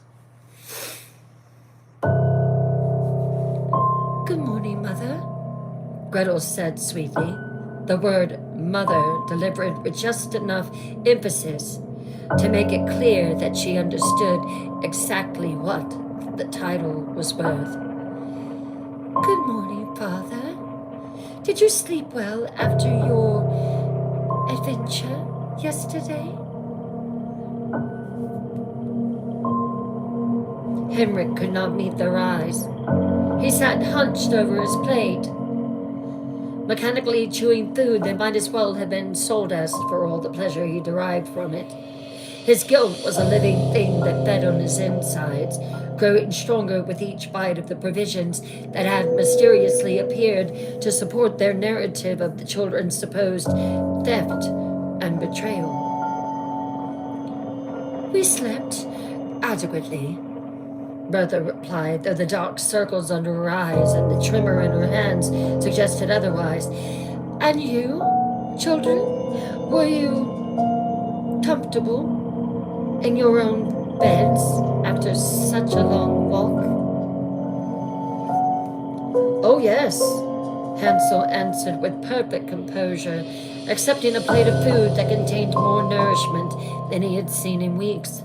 "We dreamed such interesting dreams. Dreams about trails that led home, about people who make promises they don't keep, about forests full of things that are always hungry and always watching." The adults' discomfort was palpable, but they continued with their charade of normalcy, continued to pretend that the previous day's events had been nothing more than an unfortunate misunderstanding, a simple case of a family becoming desperate and separated during a routine wood-gathering expedition. "Well," Bertha said, her voice becoming brighter with each word, more desperately cheerful, "today we thought we might try again. The firewood we gathered yesterday wasn't quite enough for the winter, and we know such a wonderful spot deep in the forest where the falling branches are perfect for burning." "How exciting!" Gretel exclaimed, clapping her small hands together with apparent delight. "Another adventure! Will we be going to the same place as yesterday? Or do you know somewhere even deeper in the woods?"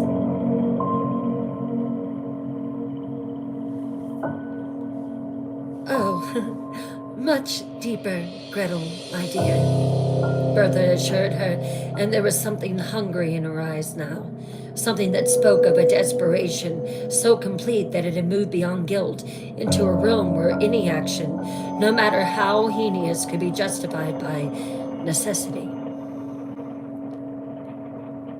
"So much deeper that we'll need to start very early, and we'll need to bring provisions to sustain us through what might be a very long day of searching."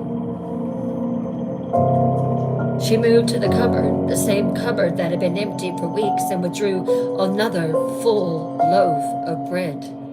It was fresh and crusty, the kind of bread that required good flour and a proper oven and resources that the family had not possessed for months.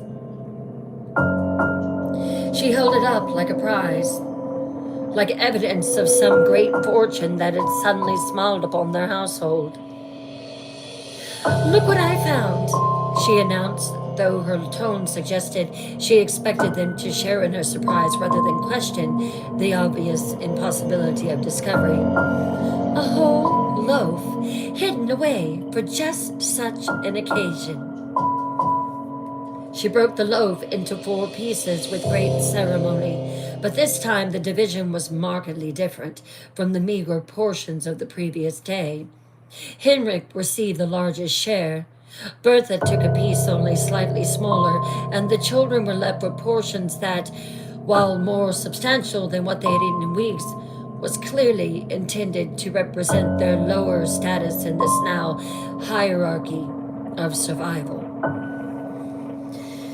There, she said with satisfaction. Sustenance for our journey. We'll eat some now to give us strength for the walk and save the rest for when we need energy for the hard work of gathering wood. But as Hansel bit into his share of bread, his face remained carefully neutral despite the shock of what he tasted. This was not the coarse, often moldy bread that had sustained them through the worst of the famine. This was rich, sweet bread made with honey and eggs and the kind of ingredients that commanded high prices even in good times. This was bread that had been purchased, not baked in their cottage's cold oven. Bread that represented an expenditure of resources that could have fed the entire family for days. The implications were staggering. Not only had Henrik and Bertha acquired significant wealth during the few hours of their children's absence, but they had used that wealth to purchase luxury food, items instead of simply buying enough plain bread to feed the family through the remainder of winter. This was not the behavior of desperate people trying to survive a famine. This was the behavior of people who had expected to have fewer mouths to feed. People who had planned to use the children's deaths as an opportunity to improve their own standard of living. Gretel must have reached the same conclusion because Hansel saw her hand tighten around her piece of bread, saw the almost imperceptible flicker of understanding cross her features before she composed her expression back into one of innocent gratitude. "This is delicious," she said warmly. "Where did such wonderful bread come from? I don't remember Mother baking anything like this." "Oh," Bertha said, waving her hand dismissively. "I've been saving special ingredients for a special occasion, and what could be more special than a family working together to gather firewood for the winter?" The preparations for the second journey into the forest took an air of grotesque theater, with Bertha playing the role of excited matriarch, organizing a delightful family outing, while Henrik mumbled and shuffled through the motions of gathering tools they would never use for their stated purpose.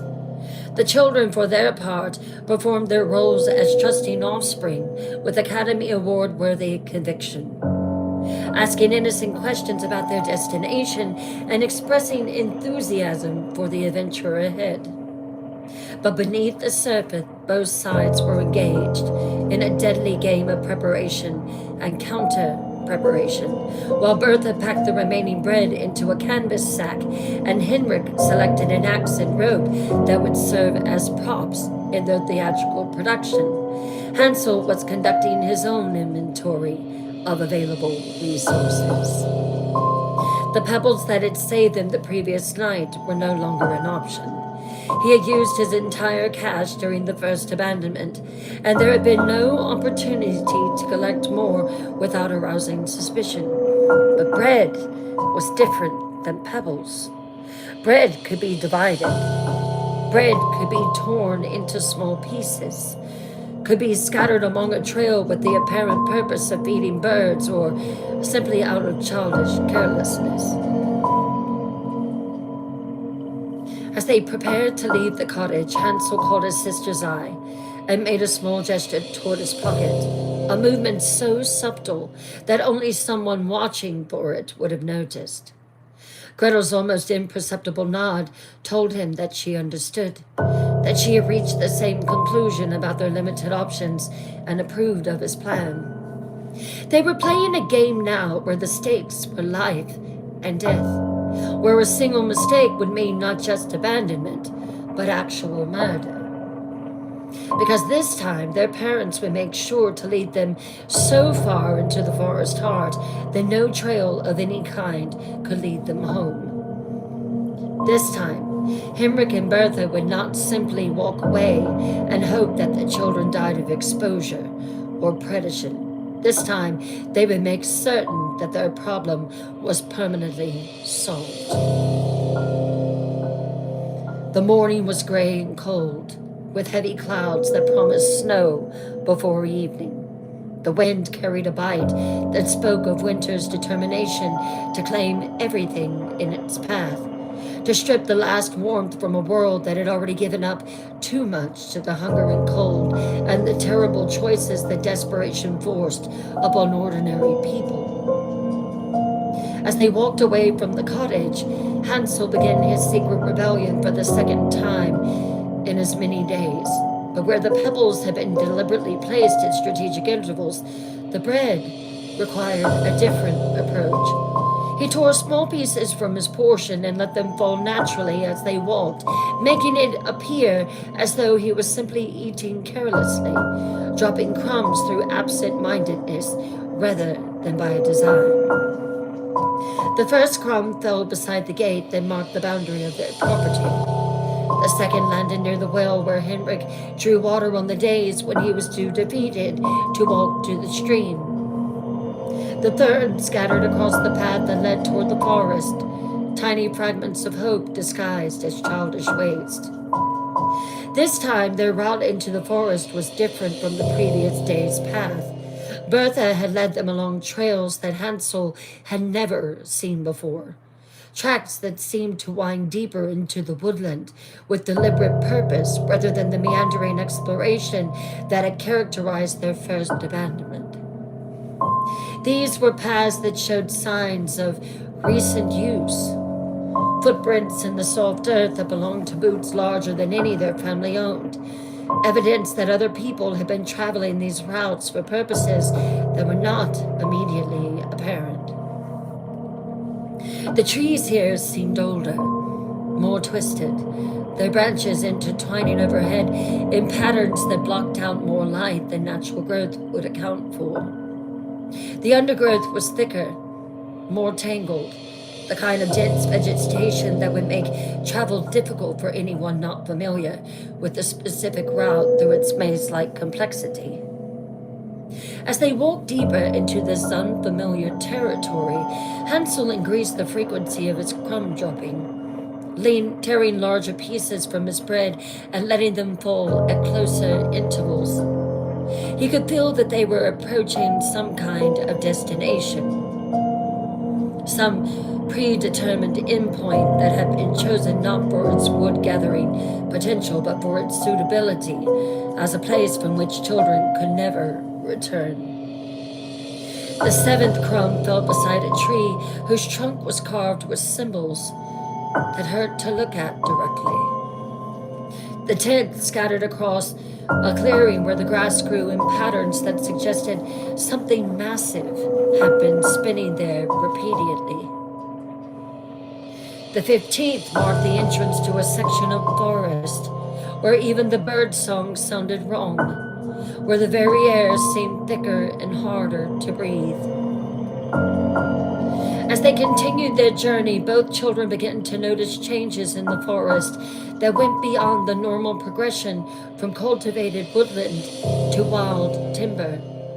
The very quality of light seemed different here, filtered through a canopy that absorbed rather than scattered the sun's rays. The sounds of normal forest life, the chatter of squirrels, the rustle of small animals in the undergrowth, the calls of birds making their territory, gradually faded away until they walked in silence so complete that their own footsteps seemed unnaturally loud. The trees themselves appeared to be watching them, their bark patterns forming shapes that looked disturbingly like faces frozen in expressions of hunger or pain. More than once, Gretel found herself glancing away quickly when her gaze lingered too long on these natural formations. Because the longer she stared, the more convinced she became that their faces were actually moving. Actually following their progress with eyes that held no warmth, no recognition of their humanity. But it was the smell that truly marked their entry into a realm where normal rules no longer applied. Beneath the ordinary scents of earth and growing things, there was something else. Something sweet and cloying that reminded both children of flowers left too long in stagnant water.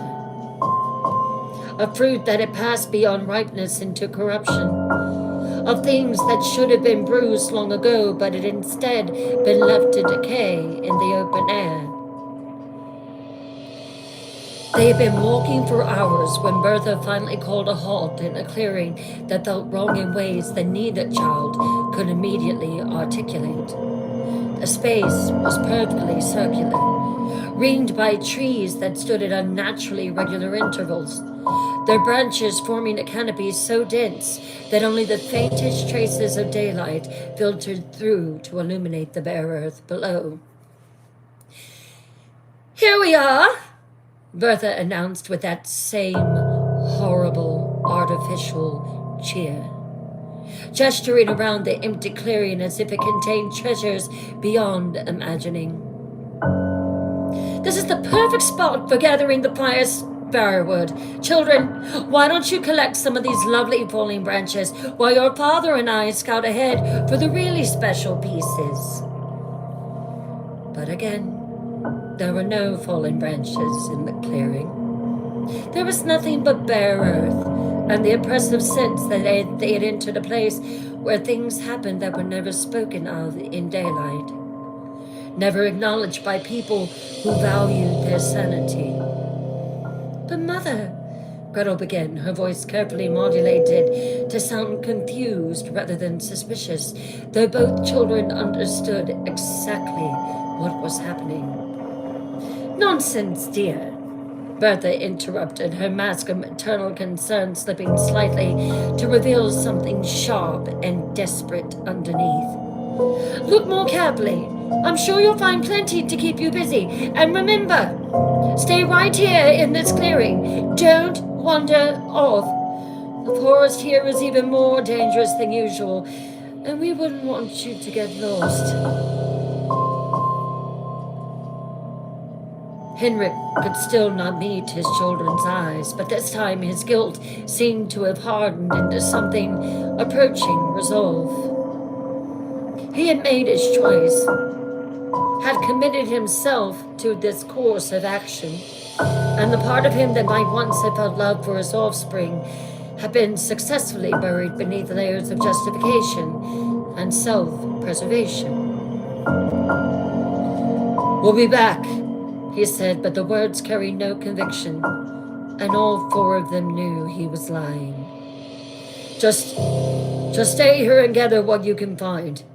We'll return as soon as we've found what we're looking for." Bertha was already moving toward the edge of the clearing, practically vibrating with eagerness to be gone, to put as much distance as possible between herself and the children whose continued existence threatened her vision of a comfortable future. This time, she had no intention of simply walking away and hoping for the best. This time, she planned to lead Henrik so deep into the forest heart that even if by some miracle the children managed to survive the night, they would never be able to find their way back to trouble the adults with their inconvenient presence.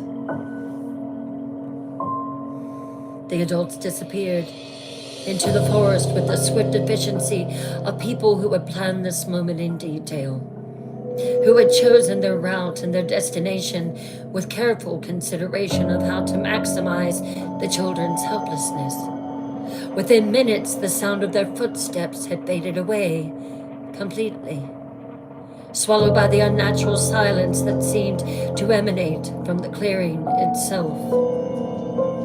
For several minutes, Hansel and Gretel stood in the center of the empty circle, listening for any sign that this might be another test, another psychological torment designed to break their spirits before offering them false salvation.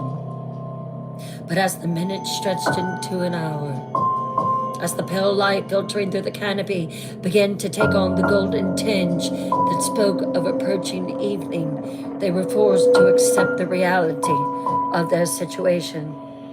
This time, there would be no dramatic return, no trail of glowing pebbles to lead them home. This time, they had been brought to a place specifically chosen for its inability to offer escape, and they had been left there to die not from neglect or abandonment, but from deliberate, calculated malice.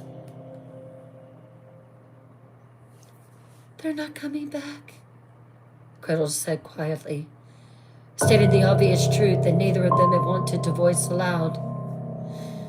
"No," Hansel agreed, pulling the remainder of his bread from his pocket and looking at the pitiful collection of crumbs he had managed to scatter along their route. "They're not.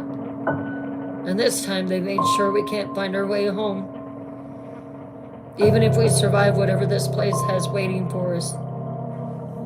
But as they stood in the center of the cursed clearing, surrounded by trees, they watched them with bark-carved eyes and breathing air that tasted of sweet corruption. Both children felt something that their parents had not expected them to feel, something that would have horrified Henrik and Bertha if they had understood the true nature of what their betrayal had created. They felt free.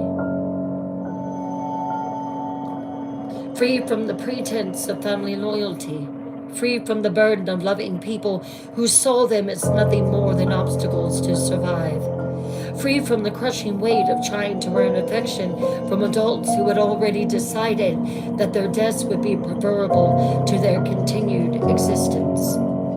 They were alone now, in a forest that wanted to devour them, in a clearing that felt like an altar prepared for some ancient and hungry god. But they were alone together, and that made all the difference. Whatever happened next, whatever trials awaited them in the depths of the wood, they would face them as they had always faced everything, hand in hand, heart to heart, with nothing to depend on but each other, and nothing to lose but the lives that had already been forfeited by the people that should have protected them. As Hansel and Gretel prepared to leave the cursed clearing and follow whatever trail they could find deeper into the forest-hungry heart, they carried with them something that would surprise their parents. Hope. Not hope for rescue, not hope for return, but hope for something new. Something that belonged entirely to them. Something that could be built from the ashes of everything they had lost. Behind them, as they walked away from the clearing and deeper into the unknown, something howled in the distance, but this time, the sound held no terror for them. They had become something that even the forest ancient hungers might learn to respect. They had become survivors in the truest sense of the word, and the next chapter in their story would be written entirely in their own hand.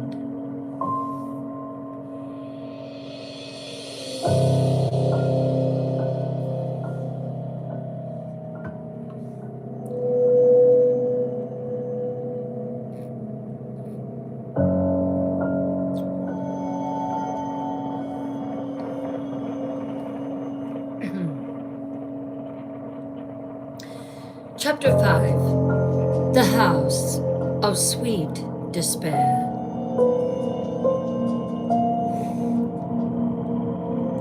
The forest swallowed them as completely as if they had never existed.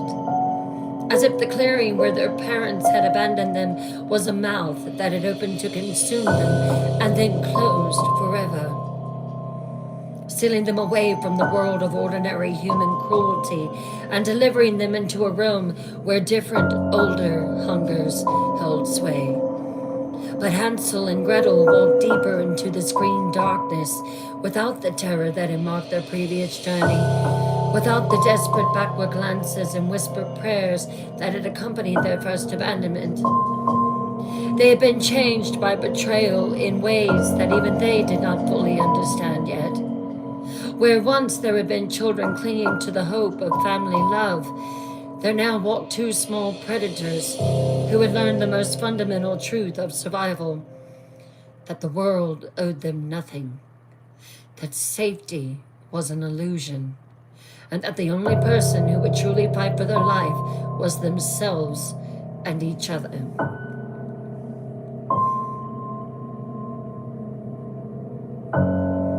It was Gretel who noticed it first. Perhaps an hour after they had left the cursed clearing behind them, she stopped walking and pointed to a spot on the forest floor where Hansel was certain he had dropped one of his larger breadcrumbs, a piece torn from the crust that should have been clearly visible against the dark earth. "Brother," she said quietly, "look." Where the breadcrumb should have been, there was nothing but a small depression in the soil, as if something had pressed down into the earth and retrieved every last fragment of bread. Around this tiny crater, the fallen leaves were disturbed in a pattern that suggested careful, methodical searching. Not the random scattering that wind or rain would create, but the deliberate excavation of something that had been actively hunting for sustenance. They found the same evidence at the next spot, where Hansel remembered dropping bread, and the next and the next. Someone or something had been following their trail with the patient thoroughness of a creature that understood the value of every crumb, that would not allow even the smallest morsel of food to escape its attention. "Well," Hansel said with a calmness that surprised even him, "that's inconvenient." Gretel looked at her brother and saw something in his eyes that might have been amusement. Dark, bitter amusement, but amusement nonetheless. The absurdity of their situation had moved beyond tragedy into a realm where laughter was the only reasonable response. They had been betrayed by their parents, abandoned in a cursed forest, and now even their carefully planned escape route had been systematically devoured by whatever creatures called this place home. "I suppose," she replied with matching composure, "that we'll have to find another way." They continued walking, but now their movement through the forest took on a different quality. Where before they had been trying to escape, trying to return to a home that had never truly wanted them, now they were simply exploring, investigating this new world that had claimed them as its own. They moved with the confidence of people who had already lost everything that could be taken from them, who had discovered that survival was possible even after betrayal, even after abandonment, even after the complete destruction of everything they had once believed about love and family and safety. The forest seemed to sense this change in their nature, because as they walked deeper into the green heart, the oppressive atmosphere that had marked their early journeys began to lift slightly. The unnatural silence that had accompanied their abandonment gave way to something that was still far from normal forest sounds, but was at least recognizable as the breathing of a living ecosystem rather than the held breath of something waiting to strike. They walked for hours, following paths that seemed to appear before them just when they needed them. Trails that wound through the woods with the kind of deliberate design that suggested they had been created for a specific purpose, rather than worn by the random passage of animals. The trees here were different from anything they had seen before, larger, older, their trunks twisted into shapes that defied natural growth patterns, their branches heavy with leaves that showed no signs of autumn's touch, despite the lateness of the season. The very air began to change as they traveled, growing warmer despite the approaching evening, carrying scents that spoke of things that should not exist in any ordinary woodland. There was the smell of baking bread, rich and yeasty and impossibly fresh. There was the sweet aroma of sugar being caramelized, of honey being heated over flame, of spices that belonged in royal kitchens rather than wild forest. Do you smell that? Gretel asked, though she knew that Hansel's nose was as sensitive as her own, that as he had been following the same tantalizing trail of scents that was drawing her forward with each step. Cinnamon, he replied, naming just one component of this complex bouquet that was making their empty stomachs clench with a hunger that went beyond mere appetite. And nutmeg, and is that vanilla, Gretel? The hunger that seized them both was unlike anything they experienced during the long months of famine. This was not the steady, grinding ache of slow starvation, not the familiar knowing that had become the background music of their existence. This was sharp, immediate, demanding, a hunger that spoke not just of empty stomachs, but of empty souls, of lives that had been drained of sweetness and comfort and simple pleasure for so long that the mere possibility of satisfaction had become a form of torture. They had not realized how much they had missed the idea of abundance, the concept that food could be more than mere survival, the concept that eating could involve choice and pleasure and the luxury of having more than barely enough. The scents that drifted through the forest air spoke of a world where such luxuries were not only possible, but commonplace, where someone had access to ingredients and techniques and the kind of leisure time that allowed for the creation of true delicacies.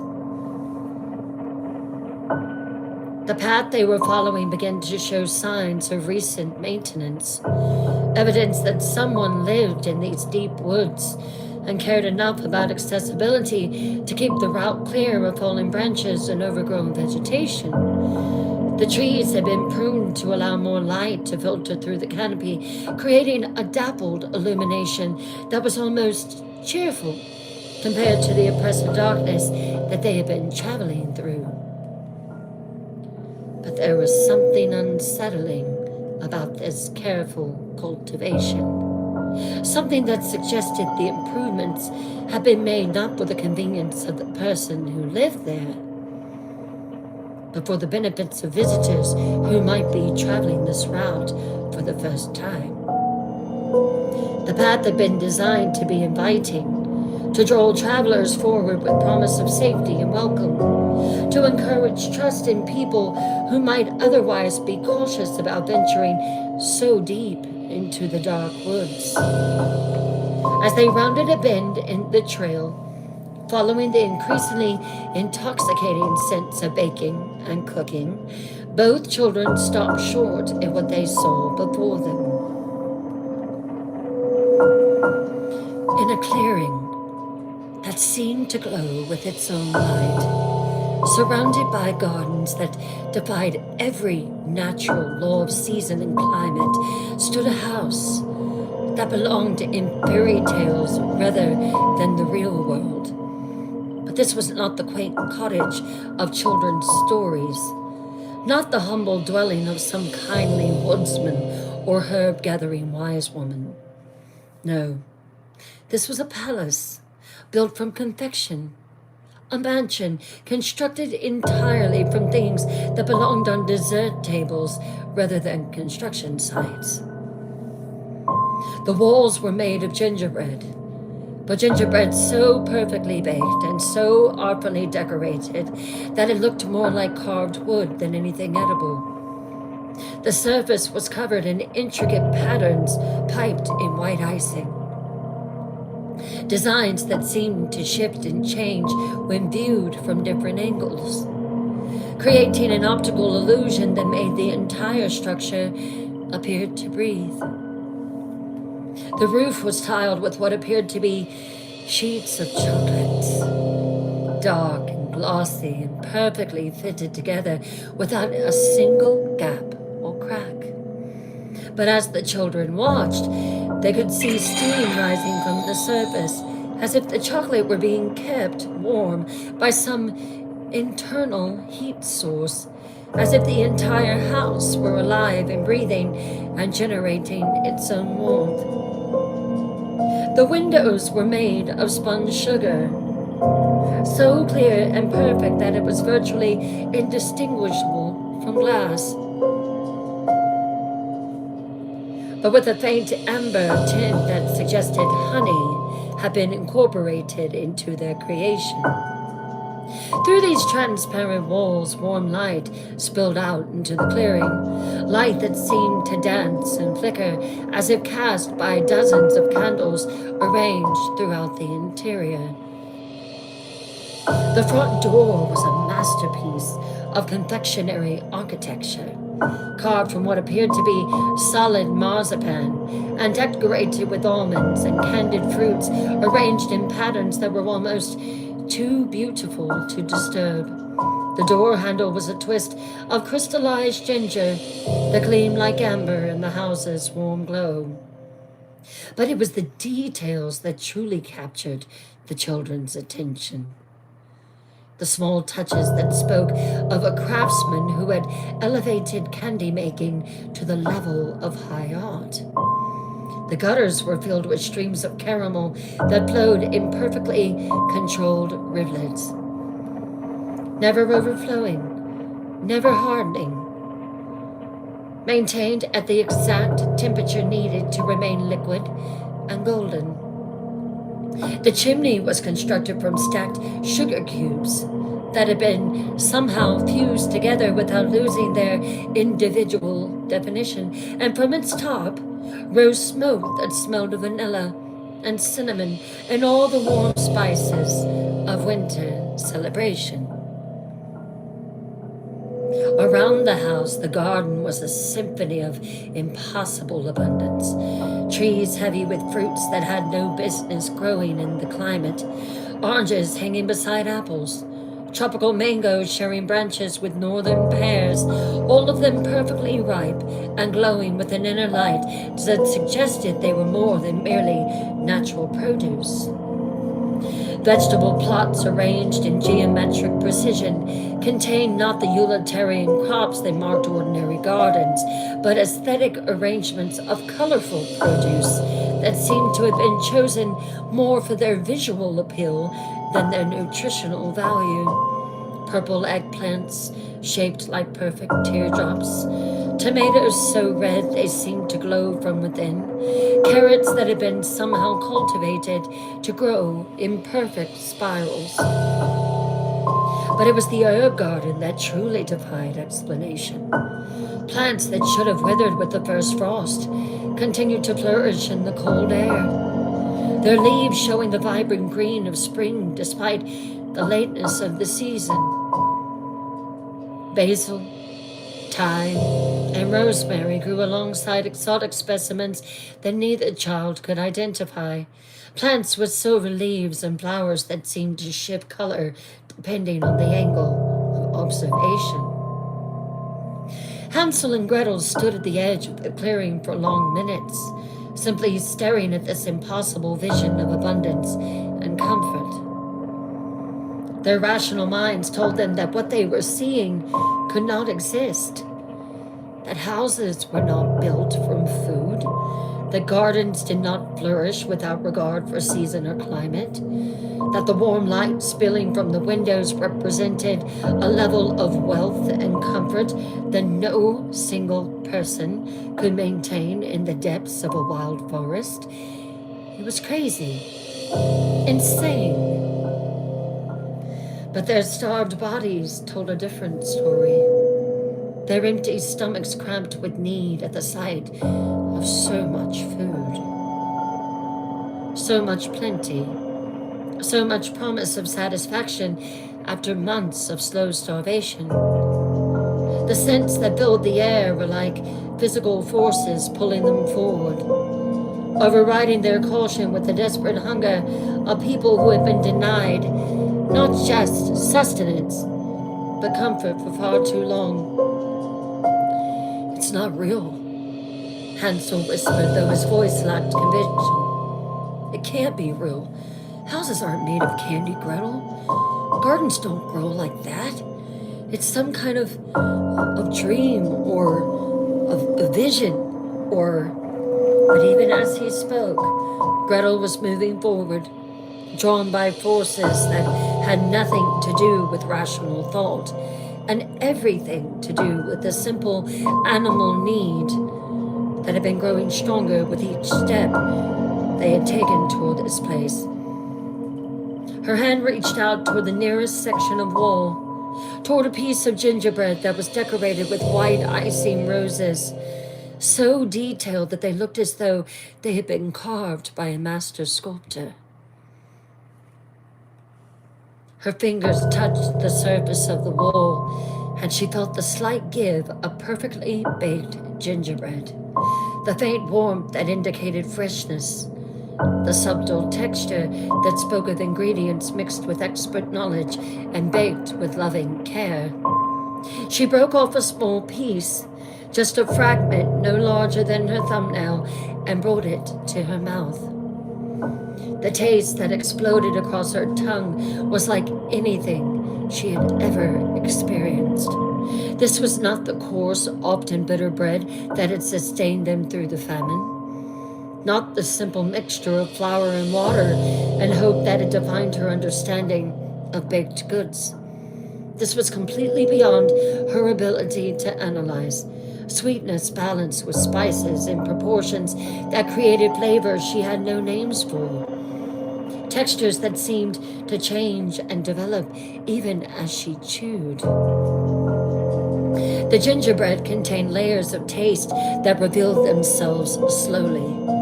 The warm bite of ginger, the rich sweetness of molasses, the subtle hint of cinnamon and nutmeg, and underneath it all, something else. Something that made her want more with an intensity that almost seemed frightening. Gretel, Hansel said, his voice carrying a note of warning, but she was already reaching for another piece, a larger fragment that she broke off with hands that trembled with more than hunger. Try it, she whispered, holding out a piece to her brother. Just try it. You can't imagine. It's like nothing we've ever tasted before, Hansel.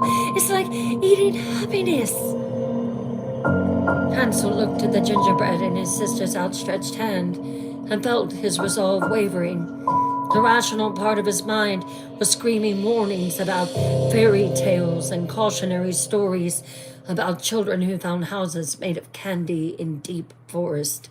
But that voice was being drowned out by the mere primitive demands of a body that had been denied adequate nourishment for months. He took the offered piece.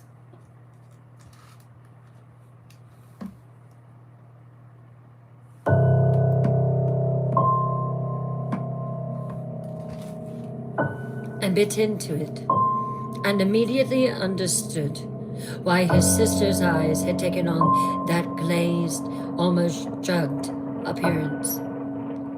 The flavors that filled his mouth were not just delicious.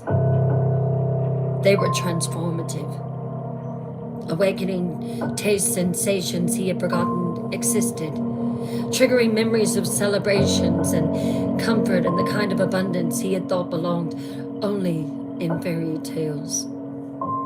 But there was something else in the taste. Something that made him want to keep eating, not just because the gingerbread was delicious, but because stopping seemed impossible.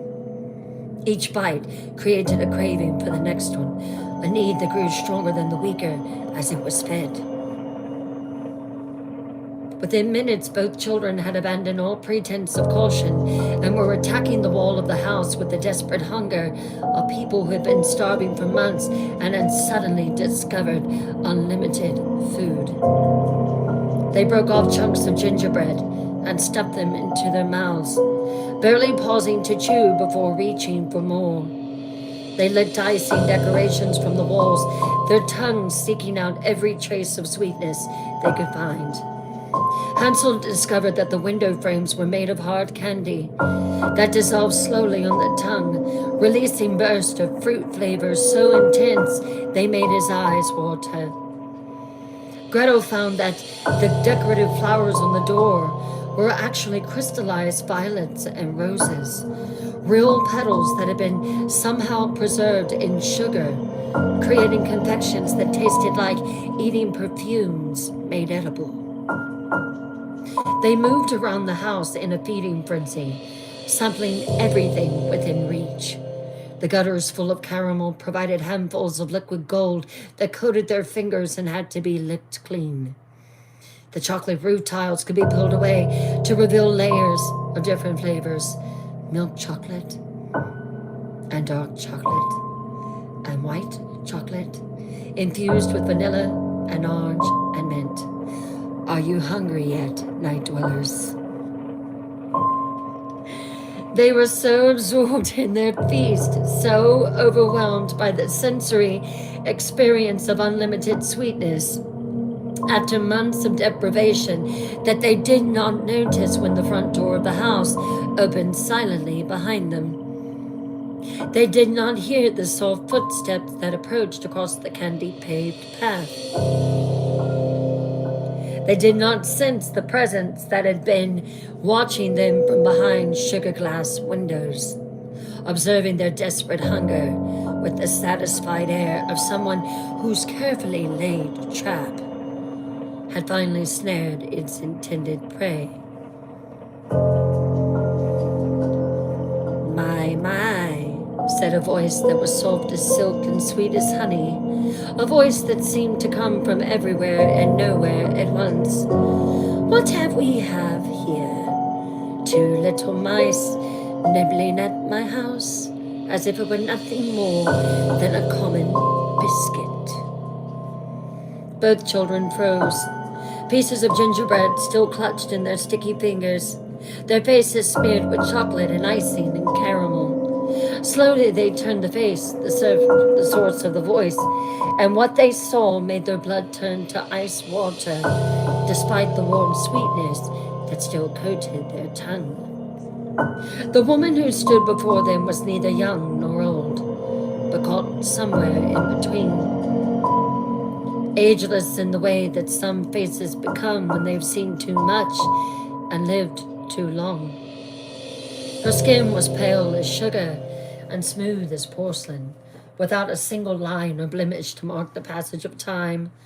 Her hair, white as spun candy, fell in elaborate curls around a face that might have been beautiful, if not for the eyes.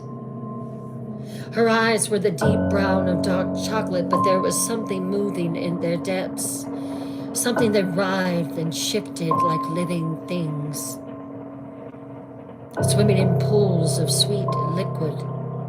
When she smiled, her teeth were perfect white pearls, but there were too many of them, and they were just slightly too sharp to belong in any human mouth. She was dressed in a gown that appeared to be made from the same materials as her house, fabric that looked like spun sugar, with decorations of crystallized fruits and flowers that caught the light like precious gems.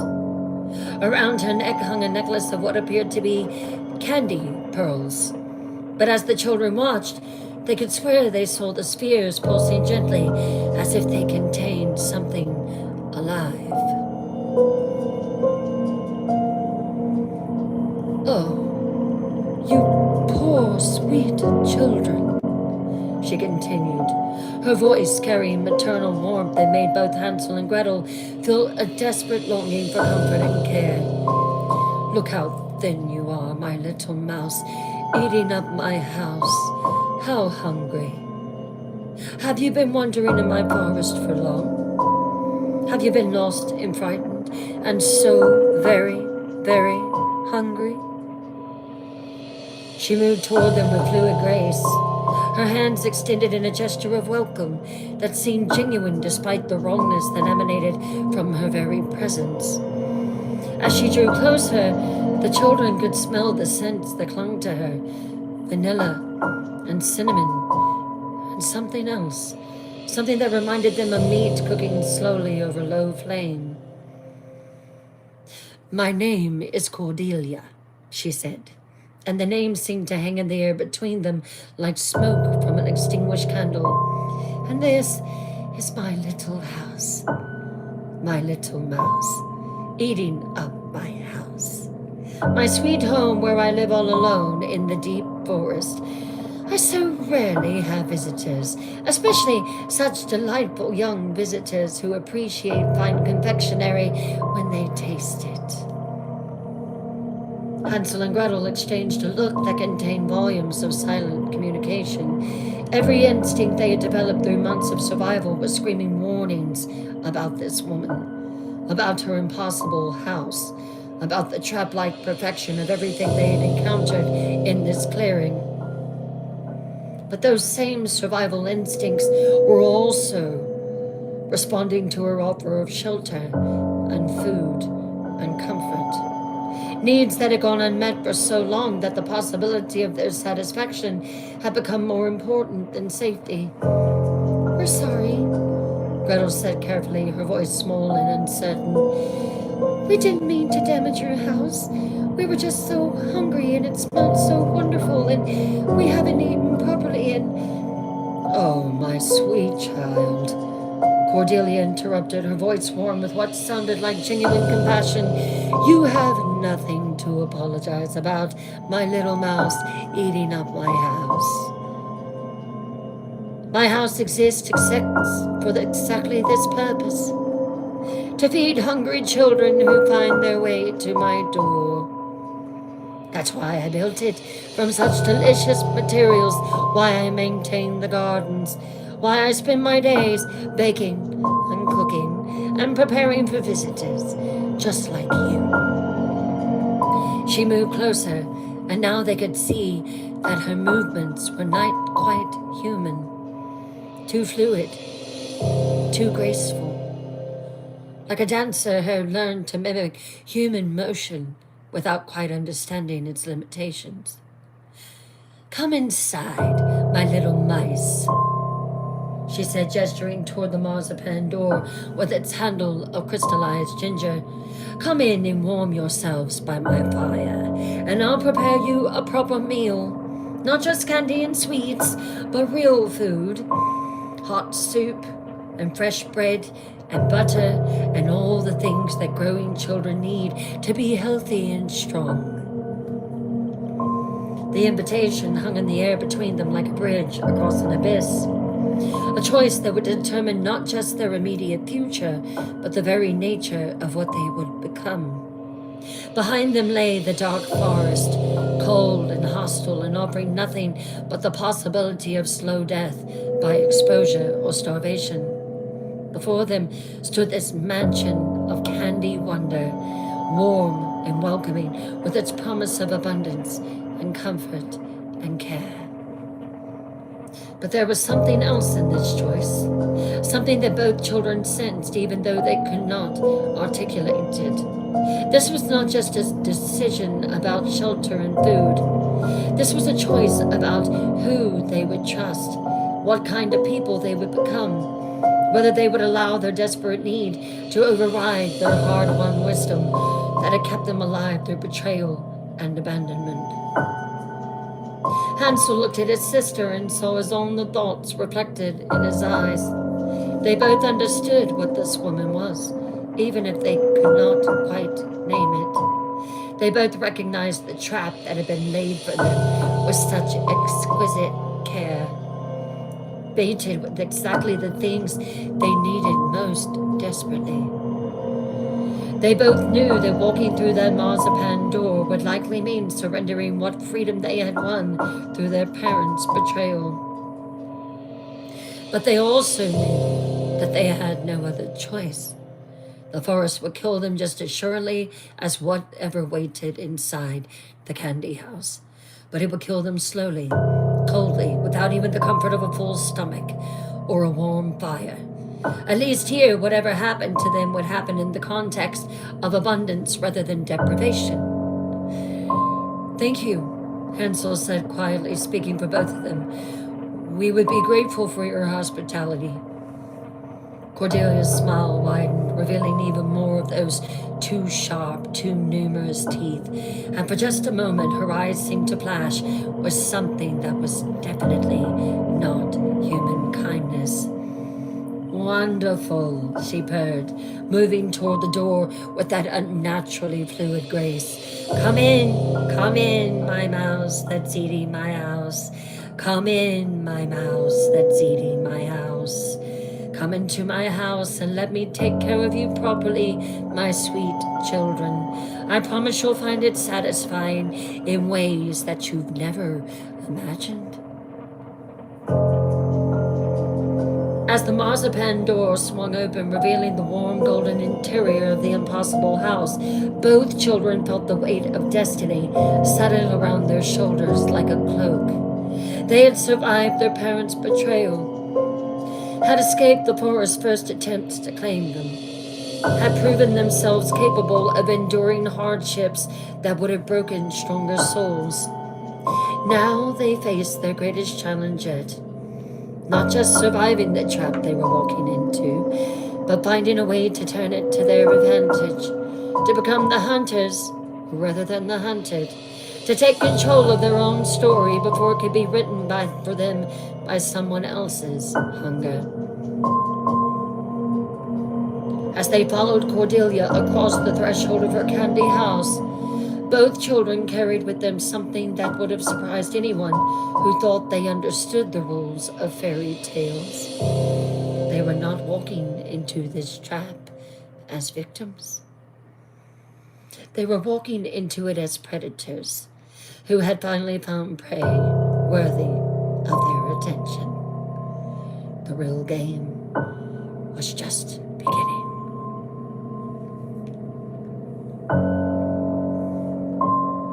Chapter 6, The Feast of Fattening.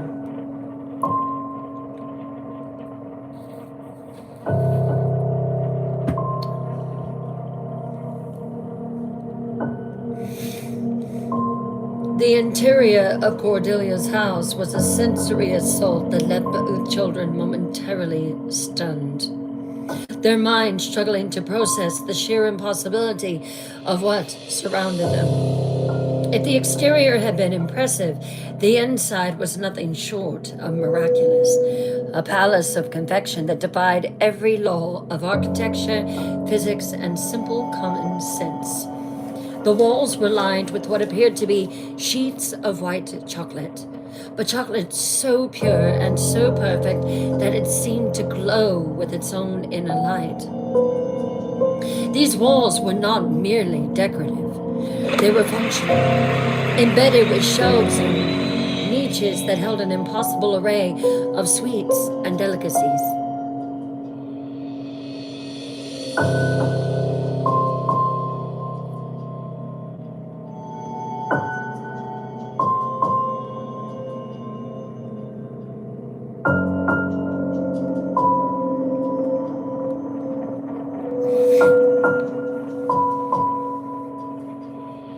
Candied fruits glowed like jewels in crystal dishes.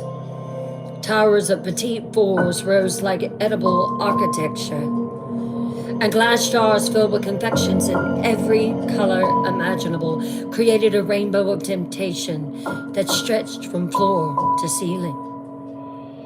The floor beneath their feet was not wood or stone, but something that felt like compressed graham crackers, warm and slightly yielding, with veins of what appeared to be melted marshmallow running through it in decorative patterns. Each step released a subtle crunch and the faint aroma of honey and cinnamon, making even the simple act of walking a multi-sensory experience.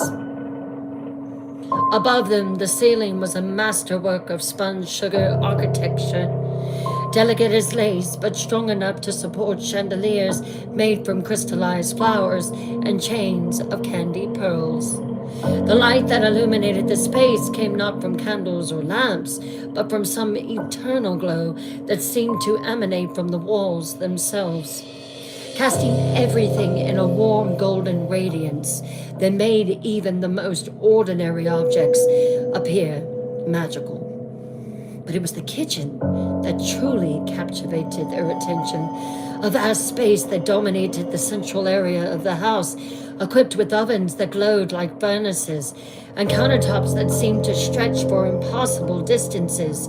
Pots and pans hung from hooks that grew directly from the chocolate walls, their surface gleaming with the patina of constant use.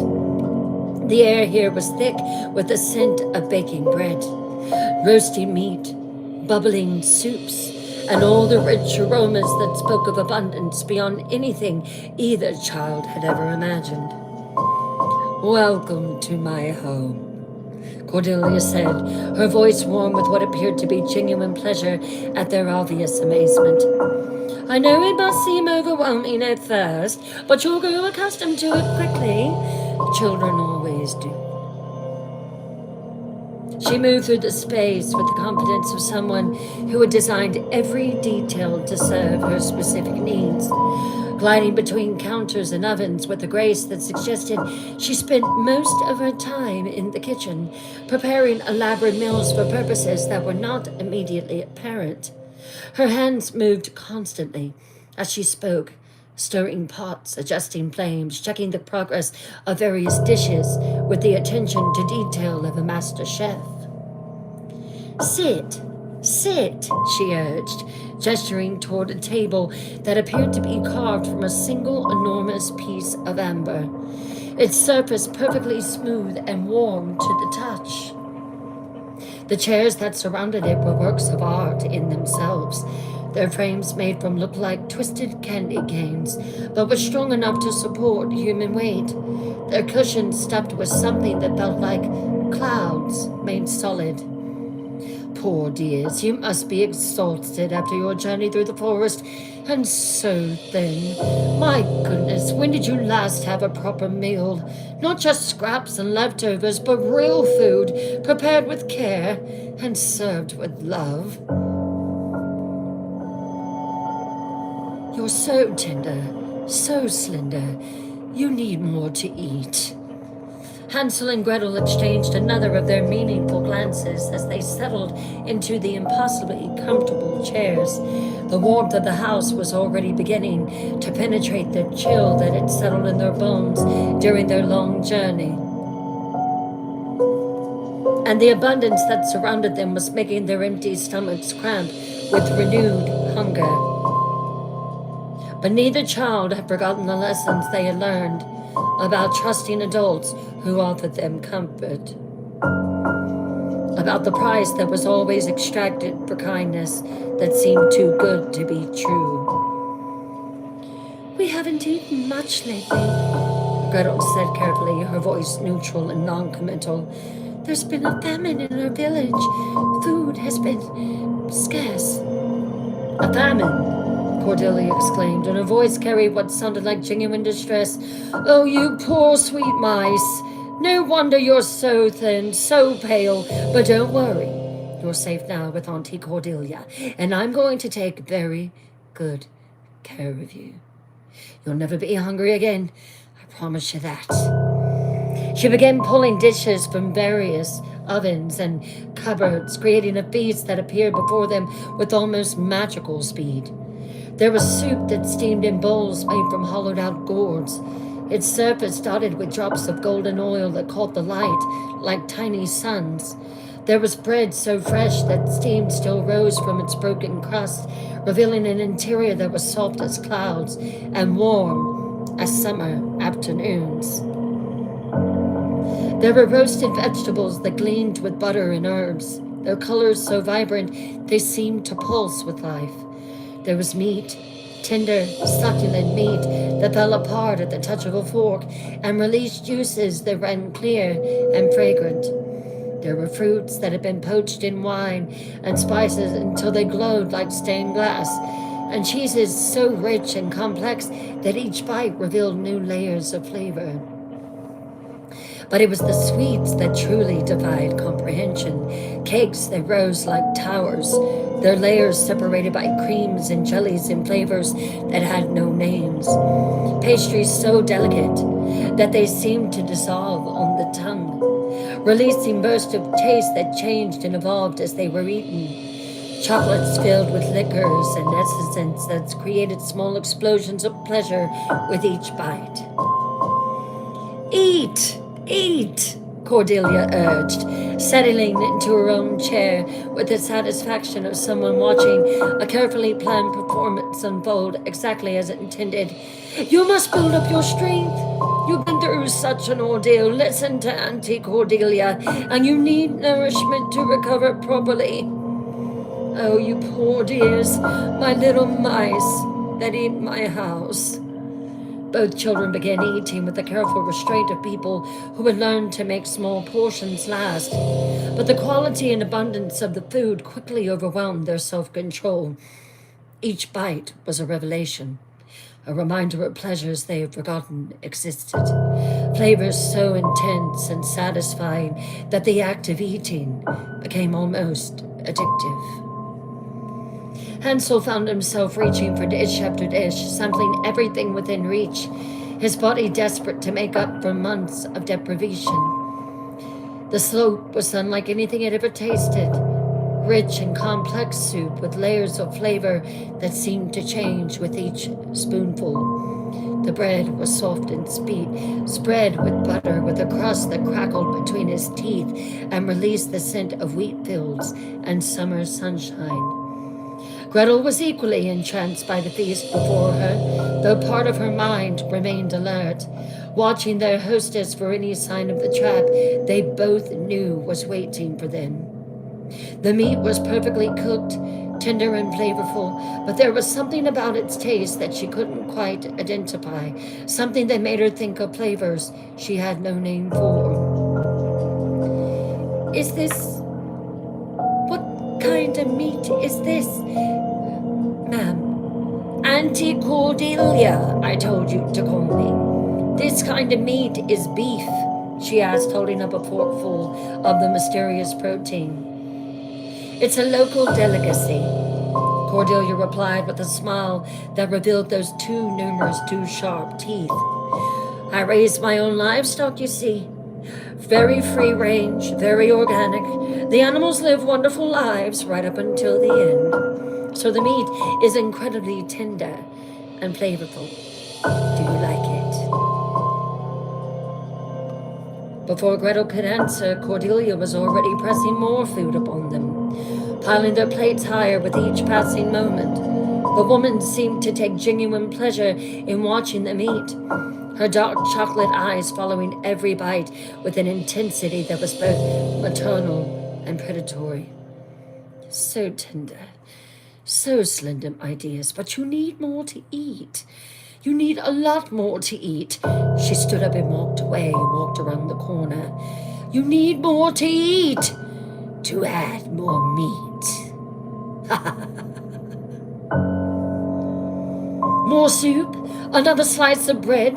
Try the cake. It's my special recipe, handed down through generations of my family. The secret is in the aging process. Some ingredients improve dramatically when they've been properly prepared.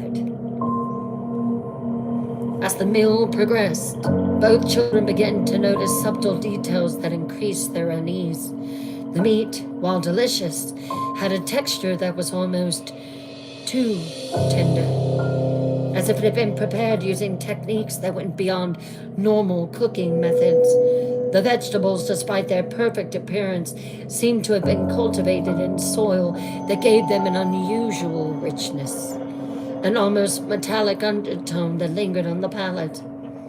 And there were the bones, small bones, delicate as bird bones that appeared in unexpected places, ground into the flour that made the bread, carved into decorative elements on the serving dishes, even incorporated into some of the jewelry that adorned their hostess. They were so subtle, so artfully integrated into the overall design that they might have been dismissed as mere decorative elements if not for their unmistakable organic origin. "You have a beautiful home, Aunt Cordelia," Hansel said, his voice carefully neutral as he gestured around the incredible space. "It must take tremendous resources to maintain all of this. You said you live here alone?" "Oh, yes, quite alone. And it's not Aunt Cordelia, it's Auntie Cordelia. I'll forgive you this time. Here, have more chocolate." Her voice carried a note of wistful sadness. "I've been alone for such a long time now. That's why I'm so delighted to have visitors, especially such charming young visitors who appreciate fine cuisine. I love children. So innocent, so sweet, so pure. It gets lonely in the forest, you know. So few people find their way to my door, and when they do..." She paused, her smile taking on a quality that made both children's blood run cold. "Well, when they do, I like to make sure they're properly cared for, fed until they're strong and healthy. Just look at how small and skinny your arms are, boy. How old are you? 11? 12? 12. Your arms should be bigger. They should have more meat. They're given everything they need to recover from their journeys. I take my responsibilities as a hostess very seriously." "What happened to your other visitors, Auntie Cordelia?" Gretel asked, though she wasn't entirely sure she wanted to hear the answer. "Oh, they stayed with me for quite some time," Cordelia said, her voice warm with what it might have been nostalgia. "I took very good care of them, fed them the finest foods, gave them comfortable beds, made sure they wanted for nothing. They grew so healthy under my care, so plump and content. And I will make both of you plump and content as well." They were hardly recognizable as the thin, desperate creatures who first knocked on my door. You will be unrecognizable soon, too. So plump, so fat, so juicy. The implications of her words hung in the air like smoke from a funeral pyre.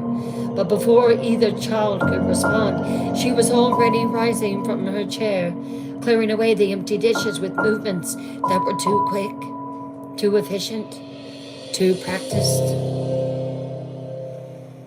"But enough about the past," she said brightly. "We need to focus on the present, on getting you two properly fed and healthy. You're both far too thin, and it will take weeks of careful malnutrition to bring you up to, well, my standards." She led them through corridors lined with more confectionery displays, past rooms that seemed to serve purposes they couldn't immediately identify, until they reached a bedroom that was as impossible as everything else in the house. The bed was enormous, its frame carved from what appeared to be solid chocolate, its mattress so soft and inviting that both children felt an immediate urge to collapse on its surface and sleep for days. The walls were covered in murals made from different types of candy, depicting scenes of pastoral abundance, children playing in fields of flowers, families gathering around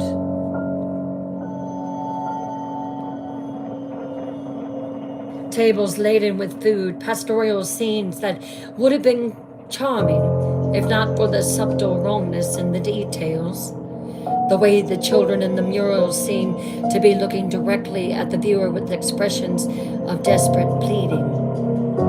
"This will be your room," Cordelia announced with obvious pride. "I prepared it especially for young guests. The bed is incredibly comfortable. You'll sleep like angels. And see, I've stocked the nightstands with snacks, just in case you get hungry during the night." And Indeed, both nightstands were loaded with an array of sweets and delicacies that would have seemed like paradise to any normal child. But Hansel and Gretel were no longer normal children, and they noticed details that others might have missed. The candies were arranged with the precision of a pharmacist organizing medications, each type carefully portioned and labeled. The chocolates were filled with substances that seemed to glow with their own light, and the cookies were decorated with symbols that hurt to look at directly. I want you to eat something every few hours, Cordelia instructed, her voice taking on a firmer tone that suggested this was not a request. Growing children need constant malnourishment, especially children who have been deprived for so long. Your bodies need to rebuild, to recover, to grow strong and substantial. You'll be putting on weight in no time. She moved toward the door, but paused at the threshold, turning back to look at them with those dark chocolate eyes that seemed to contain swimming depths of something that was definitely not human kindness. Sweet dreams, my dear children. Auntie Cordelia loves you, she said softly. Tomorrow will begin your recovery in earnest. I have such wonderful meals planned, such special dishes that will help you grow healthy and strong. You're going to love it here. I promise you that. In fact, her smile widened, revealing more of those sharp, numerous teeth. I have a feeling you'll never want to leave. The door closed behind her with a soft click that somehow sounded like the closing of a trap, leaving the children alone in their luxurious prison. For several minutes they sat in silence, processing everything that they had seen and heard, understanding with growing clarity the nature of the situation they had willingly entered. She's going to fatten us up, Gretel said quietly, stating the obvious truth that neither of them had wanted to voice aloud. Yes, Hansel agreed, his voice calm despite the horror of their realization. Like livestock, she's going to feed us until we're ready, and then she's going to cook us. The bones and the bread, Gretel continued, her voice taking on the detached quality of someone analyzing a particularly complex puzzle. The meat that tasted like nothing we've ever eaten before. The other visitors who stayed until they were ready to move on. She's done this before, Hansel concluded, many times. We're not her first victims, and we won't be her last unless we change the rules of the game, Gretel finished. And when Hansel looked at his sister, he saw something in her eyes that matched what he felt in his own heart. Not fear, not despair, but a cold, calculating fury that had been forged in the crucible of abandonment and betrayal. They had been victims for too long. Victims of famine, victims of parental betrayal, victims of a world that seemed designed to devour anyone too weak to fight back. But they were no longer weak, no longer helpless, no longer willing to accept what other fate others chose to impose upon them. They were survivors, and survivors did whatever was necessary to continue surviving. She expects us to eat ourselves into helplessness, Hansel said quietly, his mind already working on the problem they faced. She expects us to become so big and fat and comfortable that we lose the ability to fight back, to escape, to resist. But we know what she's planning, brother, Gretel added, her voice carrying a note of satisfaction that would have chilled anyone who heard it. We know her game, which means we can play it better than she expects. We eat enough to convince her that her plan is working, Hansel continued, the strategy forming in his mind as he spoke. We let her think we're becoming helpless, dependent, ready for harvest, but we stay strong, we stay alert, and we stay ready. And when the time comes, Gretel concluded, her small hands clenching into fists that looked far too dangerous for their size. We show her what children who have survived the impossible are capable of doing to people who try to eat them. Outside their luxurious prison, they could hear Cordelia moving through her house, presumably preparing for the next day's feeding schedule, planning the elaborate meals that would transform two thin, desperate children into plump, tender morsels ready for her table. But what she didn't understand, what she couldn't have understood, because she had never been abandoned in a forest by people who claimed to love her, had never had to choose between trust and survival, had never learned the hard lessons that taught children to become something more dangerous than adults ever imagined, was that her newest guests were not the helpless victims she expected them to be. They were predators who had found their way into her web, not as prey, but as hunters who had finally located worthy quarry. The final act of this particular story would be written not by the witch, who thought she held all the power, but by two children who had learned that sometimes the only way to survive monsters was to become something even more monstrous than they were. The real feast was just beginning, but it would not be Cordelia who did the eating.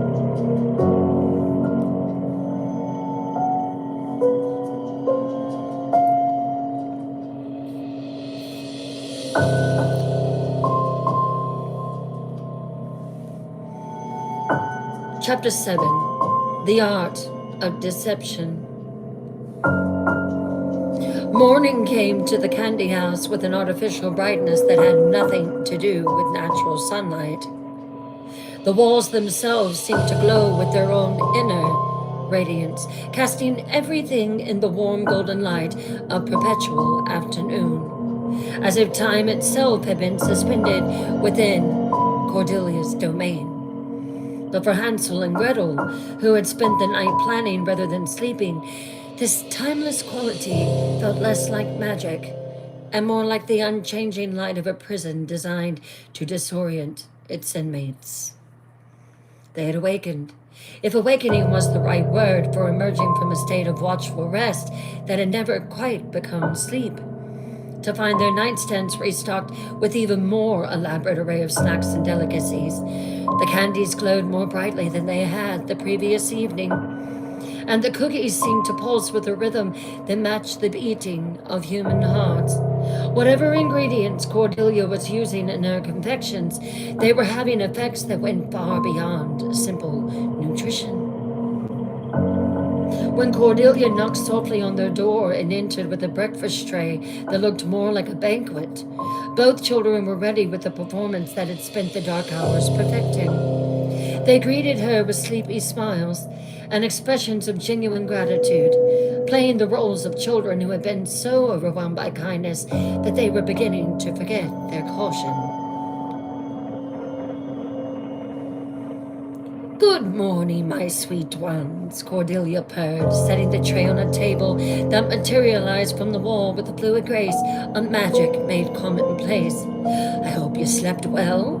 I have such wonderful things planned for today. A proper tour of my home, some gentle exercise in the gardens, and of course, several delightful meals to help you continue your recovery." "We slept wonderfully, Auntie Cordelia," Gretel replied, her voice carrying just the right note of drowsy contentment. "The bed is so comfortable, and the snacks you left us were delicious. I do love chocolate. I think I ate some of everything during the night. Didn't you, Hansel?" This was only partially true. They had eaten some of the offered treats, but carefully, sparingly, and only after extensive examination, Hansel had developed a technique for appearing to consume far more than he actually ingested, using sleight of hand perfected through months of making meager rations last longer. What they couldn't safely eat, they had carefully hidden throughout the room, creating the illusion of enthusiastic consumption while maintaining their strength and mental clarity. "Excellent," Cordelia exclaimed, clapping her hands together with delight that seemed genuine despite the predatory gleam in her chocolate dark eyes. "I can already see you're looking healthier, more robust. A few more days of proper feeding and you'll be absolutely glowing with vitality. my little mouse that ate my house. She began laying out breakfast with the precision of someone performing a well-rehearsed ritual. There were pancakes so light they seemed to float above their plates, drizzled with syrup that caught the light like liquid amber. There were sausages that gleamed with juices and gave off aromas that made even the children's cautious stomachs rumble with hunger. There were eggs prepared in ways that created textures and flavors they had never experienced, and fruits that had been somehow enhanced until they tasted like concentrated essence of summer. But it was the portions that truly revealed the nature of Cordelia's plan. Each serving was enormous, far more than any normal child can comfortably consume, and she watched their consumption with the intensity of someone monitoring a crucial experiment. "Eat up! Eat up!" she urged whenever they paused between bites. Growing children need substantial meals, especially children who have been depraved for so long. Your bodies are crying out for nourishment, for the building blocks they need to develop properly. Hansel and Gretel had spent hours the previous night developing strategies for this exact scenario. They ate with apparent enthusiasm, making sounds of appreciation and pleasure that seemed to satisfy their hostess. But beneath the table, they were employing techniques that would have impressed any stage magician. Palming food, transforming portions between plates when Cordelia's attention was elsewhere, even using the voluminous sleeves of the nightgowns she had provided to conceal evidence of meals only partially consumed. The performance required split-second timing and absolute coordination. When Cordelia looked at Hansel, Gretel would quickly transfer food from her plate to hidden pockets. When their hostess focused on Gretel, Hansel would dispose of portions in ways that maintained the illusion of consumption. They had become a two-person magic show, creating the appearance of gluttony while maintaining the physical condition they would need for whatever escape attempt they might eventually mount. "My goodness, my little mice," Cordelia said with satisfaction as she observed their apparently depleted plates. "You certainly were hungry. I'm so pleased to see that you're developing healthy appetites. By the end of this week, I expect you'll be eating twice as much as this." After breakfast, she led them on their promised tour of her domain. And with each room they visited, the true scope of her operation became increasingly clear. This was not simply a house where an eccentric woman lived alone in a forest. This was a facility designed with specific purposes in mind, a carefully constructed trap that had been refined through years of experience with previous victims. The pantries were vast, stocked with ingredients that spoke of regular commerce with the outside world, despite Cordelia's claims of isolation. Preserved meats hung from hooks in quantities that suggested she was feeding far more people than just herself. Spices and seasonings from distant lands filled shelves that stretched from floor to ceiling, organized with the precision of someone who took her culinary arts very seriously indeed.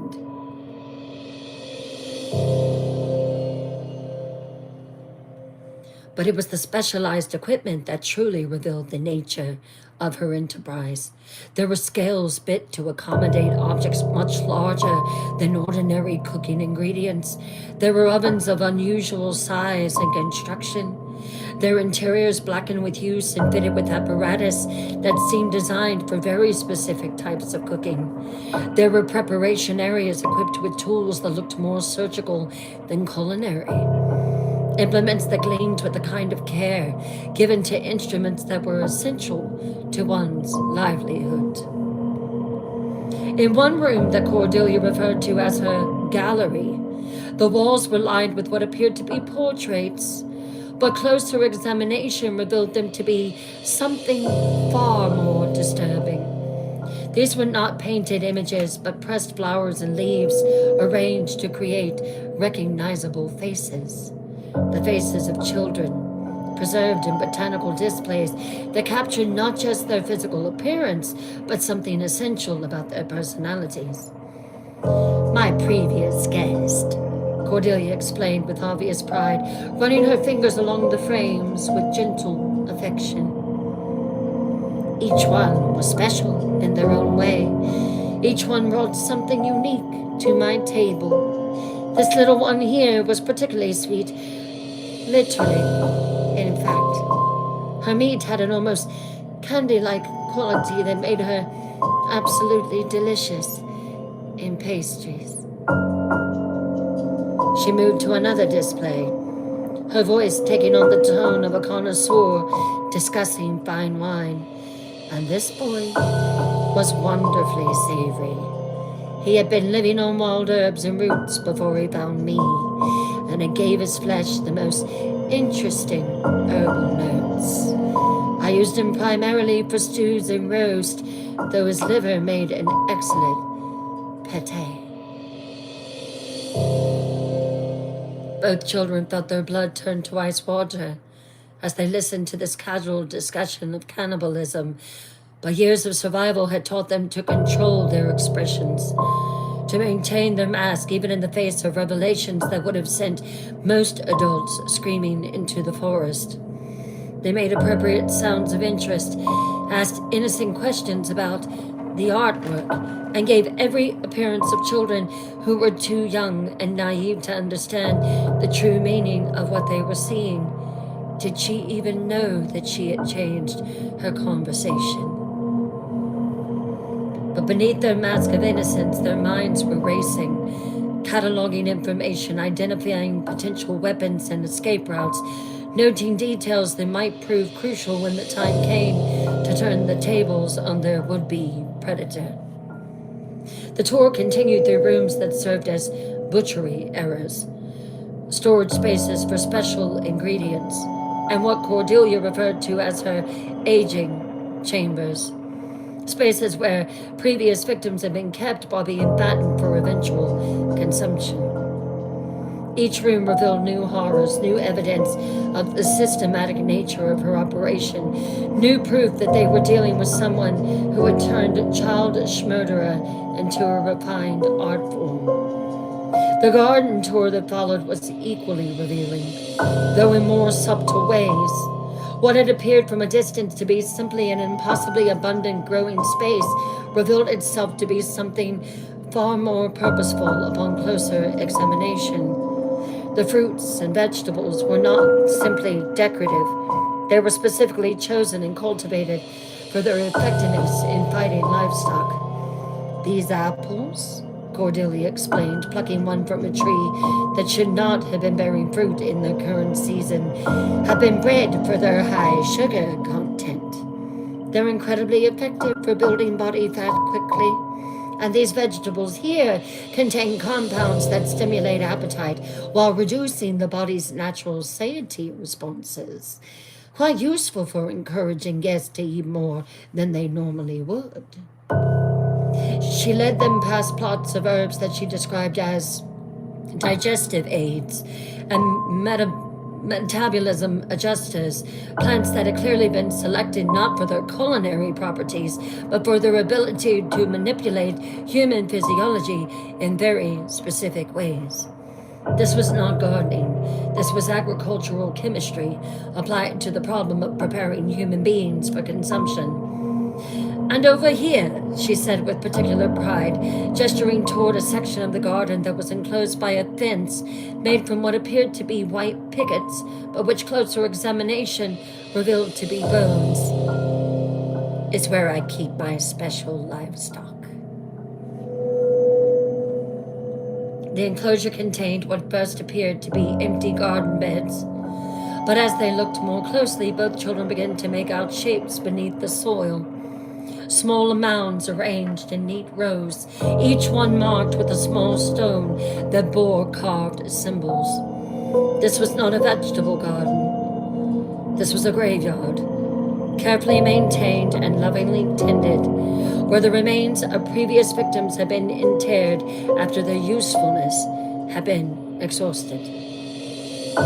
Some parts keep better than others, Cordelia explained matter of fact, apparently unaware that her casual discussion of human remains disposal was having any effect on her audience. And of course, proper composting is essential for maintaining soul fertility. Nothing goes to waste in my operation. Everything serves a purpose. Everything contributes to the overall efficiency of the system. She knelt down to examine one of the markers more closely, running her fingers over the carved symbols with the tenderness of someone visiting a beloved grave. This one was particularly memorable. A little girl, about your age, Gretel, who had such a wonderful laugh. I kept her for almost 2 months, feeding her my special diet until she was absolutely perfect. When the time came for harvest, she was so plump and tender that I was able to use every single part of her. Nothing wasted, nothing lost. Both children felt their carefully maintained composure wavering as they listened to this casual discussion of murder and consumption, but they held their mask in place through sheer force of will. They had come too far, learned too much, to allow their horror to compromise their strategic position. But the effort required to maintain their innocent facades while processing such revelations was enormous, and they could feel the strain beginning to show around the edges of their performance. Cordelia, however, seemed oblivious to their growing distress, or perhaps she interpreted their pale faces and wide eyes as simple amazement at the scope of her operation rather than horror at its true nature. But enough about the past, she said brightly, rising from her examination of the grave marker and brushing soil from her hands. We need to focus on the present, on getting you two properly prepared for your roles in my collection. Come along, it's time for your second meal of the day. The midday meal was even more elaborate than breakfast, with portions that seemed designed to challenge the physical limits of what 2 children could reasonably consume. Cordelia watched their eating with increased intensity, her dark eyes tracking every bite, every swallow, every pause between courses. She seemed to be looking for something specific, some sign that her special diet was having the desired effects on their bodies and minds. You're both looking so much healthier already, she commented with satisfaction as she observed their apparent enthusiastic consumption. I can see that you're putting on weight, developing the kind of robust physique that indicates proper nutrition. In a few more days, you'll be absolutely glowing with health. What she didn't realize was that the children had become increasingly sophisticated in their deception. They had identified blind spots in her observation, moments when they could dispose of food without detection. They had learned to time their apparent eating to coincide with her attention being elsewhere. Most importantly, they had begun to understand the specific effects her enhanced foods were designed to have, allowing them to counteract some of the more dangerous ingredients, though careful selection of what they actually consumed was important. The afternoon was spent in what Cordelia called gentle activities, exercises designed to maintain muscle tone while avoiding any significant calorie burning that might interfere with the fattening process. But even these seemingly innocent pastimes revealed additional layers of her systematic approach to victim management. The games that she organized were actually assessments designed to evaluate their current physical condition and monitor the progress of their transformation.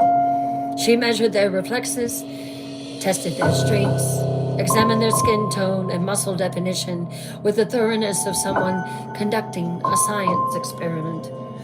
Wonderful, wonderful, she murmured as she made notes in a leather-bound journal that contained detailed records of previous victim development. You're responding beautifully to the treatment. I estimate another week, perhaps 10 days before you reach optimal condition. The casual way she discussed their optimal condition while writing in what was clearly a butcher's log of previous kills made both children's skin crawl. But they maintained their mask of innocent cooperation, even as they memorized every detail of her methods, her schedule, her expectations.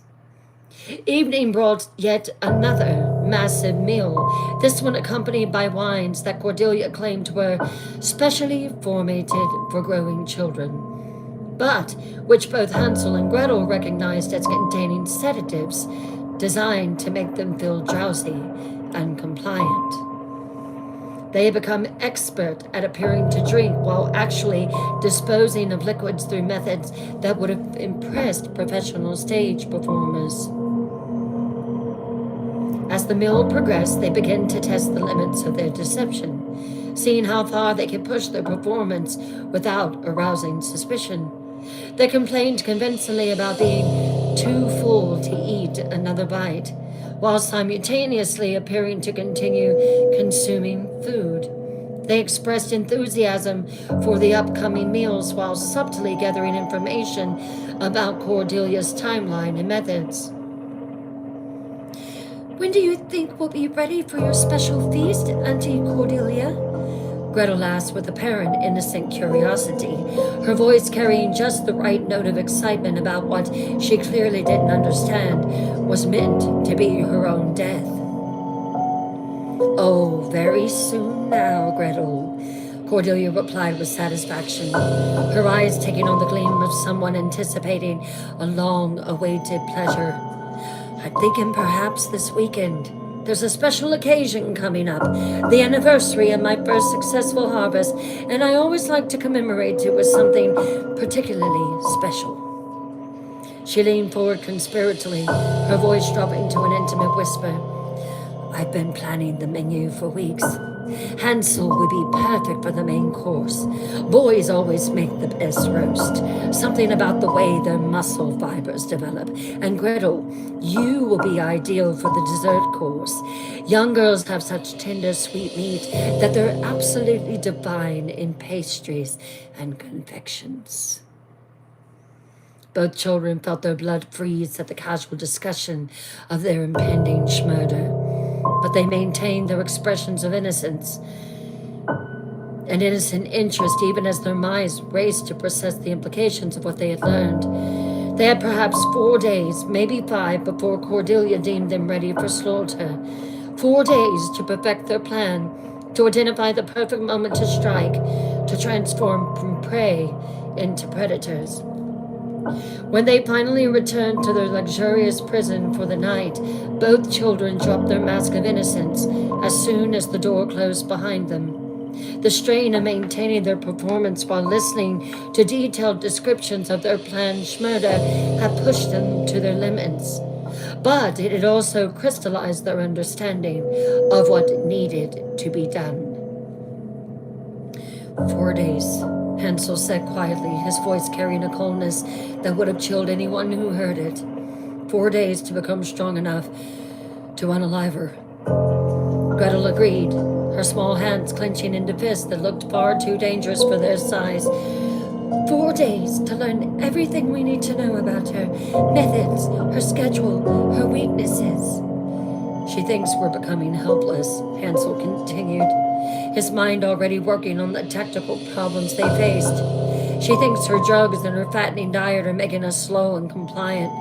She has no idea that we're getting stronger, smarter, more dangerous with every hour we spend in her house. She's made one critical mistake, Hansel, Gretel observed with satisfaction that bordered on anticipation. She's assuming we're still the same frightened, dependent children who were abandoned in the forest. She doesn't understand what we've become. They spent the remaining hours of darkness refining their plan, identifying weapons they could improvise from the materials at hand, studying the layout of the house for tactile advantages before they could exploit. By the time artificial dawn began to glow through their sugar glass windows, they had transformed from victims playing at cooperation into predators preparing for the hunt. Cordelia had spent years perfecting her system for turning children into food, but she had never encountered children who had been forged in the crucible of absolute betrayal, who had learned that survival meant being willing to do whatever was necessary to protect the only person in the world who truly mattered. The final act would be written entirely in their own hand. In 4 days, Cordelia would discover what happened when a predator finally encountered prey that was far more dangerous than she was. The real feast was about to begin, and the witch would be the main course. Final chapter, chapter 8.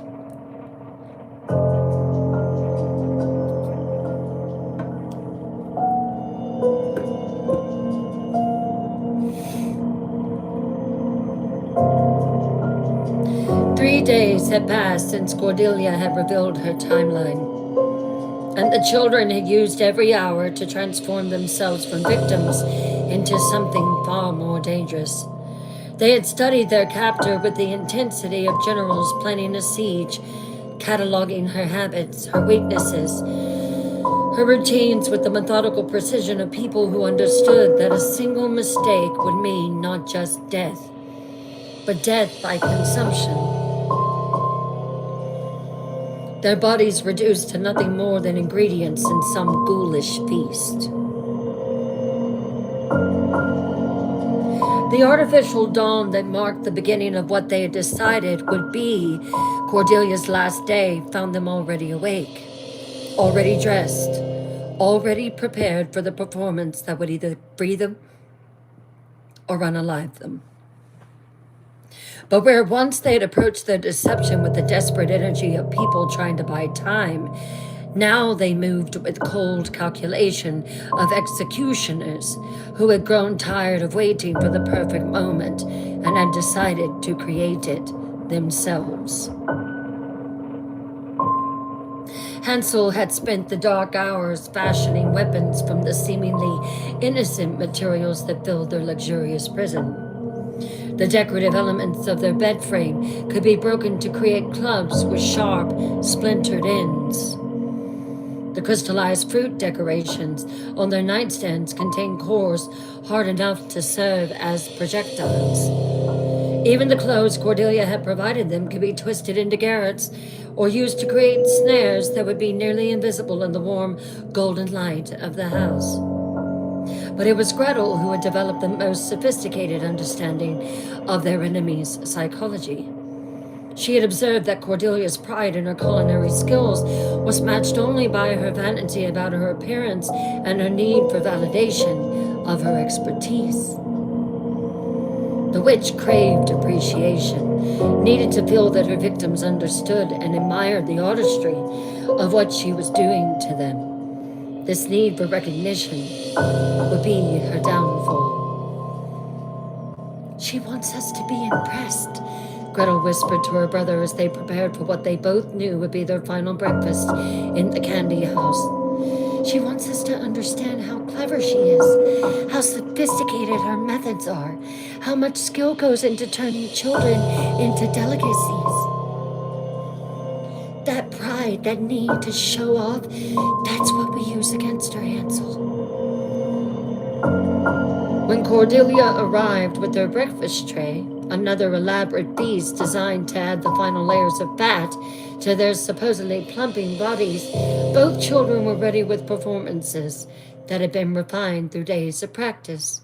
But where their previous deceptions had been focused on simple survival, today's act was designed to manipulate their captor into a position where she would be vulnerable to attack. "Good morning, Auntie Cordelia," Hansel said warmly, his voice carrying a note of excitement that wasn't entirely feigned. "We've been talking all night about how amazing your house is, how incredible your cooking skills are. We never met anyone as talented as you, Auntie Cordelia."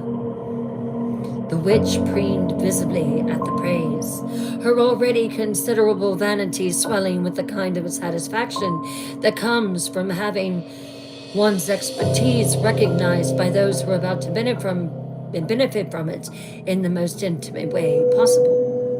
Why, thank you, my sweet boy, she purred, setting down the breakfast tray with obvious pride. I do try to maintain certain standards.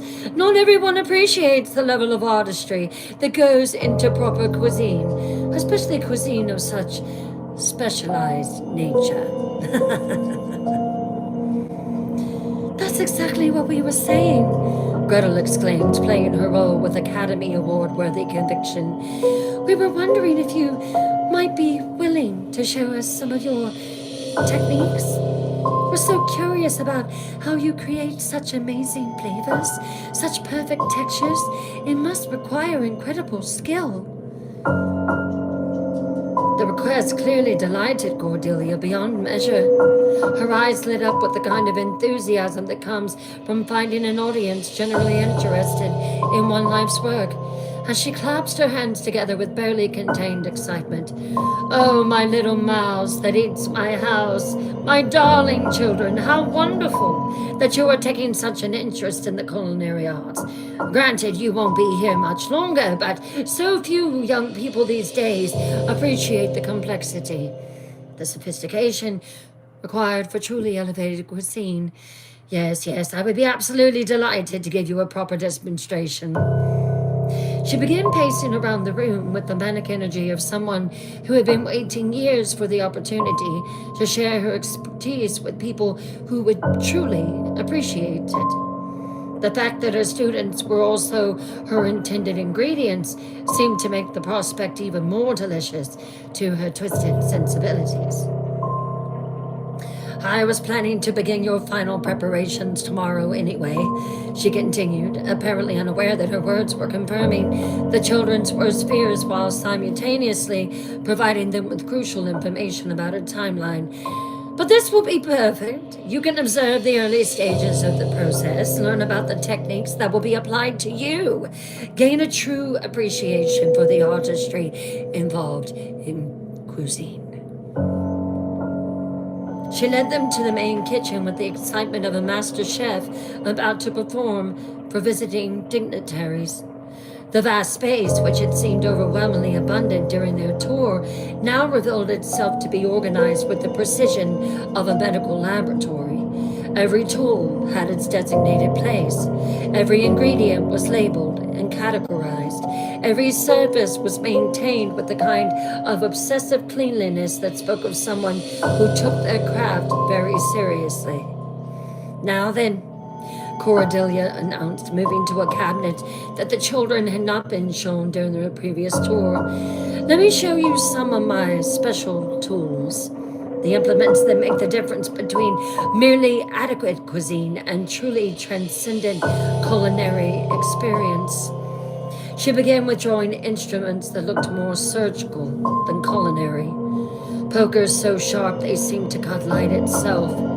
Saws designed for precision work on bones. Hooks and clamps and devices whose purposes were clearly specialized for working with human anatomy. Each tool gleamed with the kind of care given to precious possessions, and Cordelia handled them with the reverence of an artist, displaying her most treasured brushes. The poker is here, she said, holding up a blade so finely honed it was nearly invisible from certain angles. It's perfect for the initial incisions. The key is to work quickly while the subject is still optimal, but without causing unnecessary trauma that might affect meat quality. Both children felt their blood congeal at this casual discussion of their impending butchery. But they maintained their mask of fascinated interest, even as their minds calculated every detail of what they were seeing. The pokers would be too difficult to access during the demonstration, but there were other implements, heavy copper pots, iron skillets, the massive roasting forks that hung from hooks near the main oven, that could serve as weapons that could maneuver Cordelia into the right position. And this device, she continued, moving to what appeared to be a specialized restraining apparatus, is used to maintain proper positioning during the preparation process. Struggling can ruin the meat quality, you see. So it's important to ensure that subjects remain properly still during the initial stages. She demonstrated the mechanism with obvious pride, showing how efficiently it could immobilize someone of approximately their size and weight. The casual way she discussed their impending torture and murder while showing them the exact tools that would be used on them was clearly intended to be part of her psychological torture, a way of savoring their fear before beginning the physical process of turning them into food.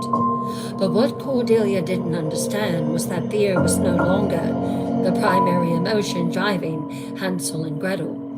They had moved beyond terror into a realm of cold, calculating fury that was far more dangerous than any panic could ever be.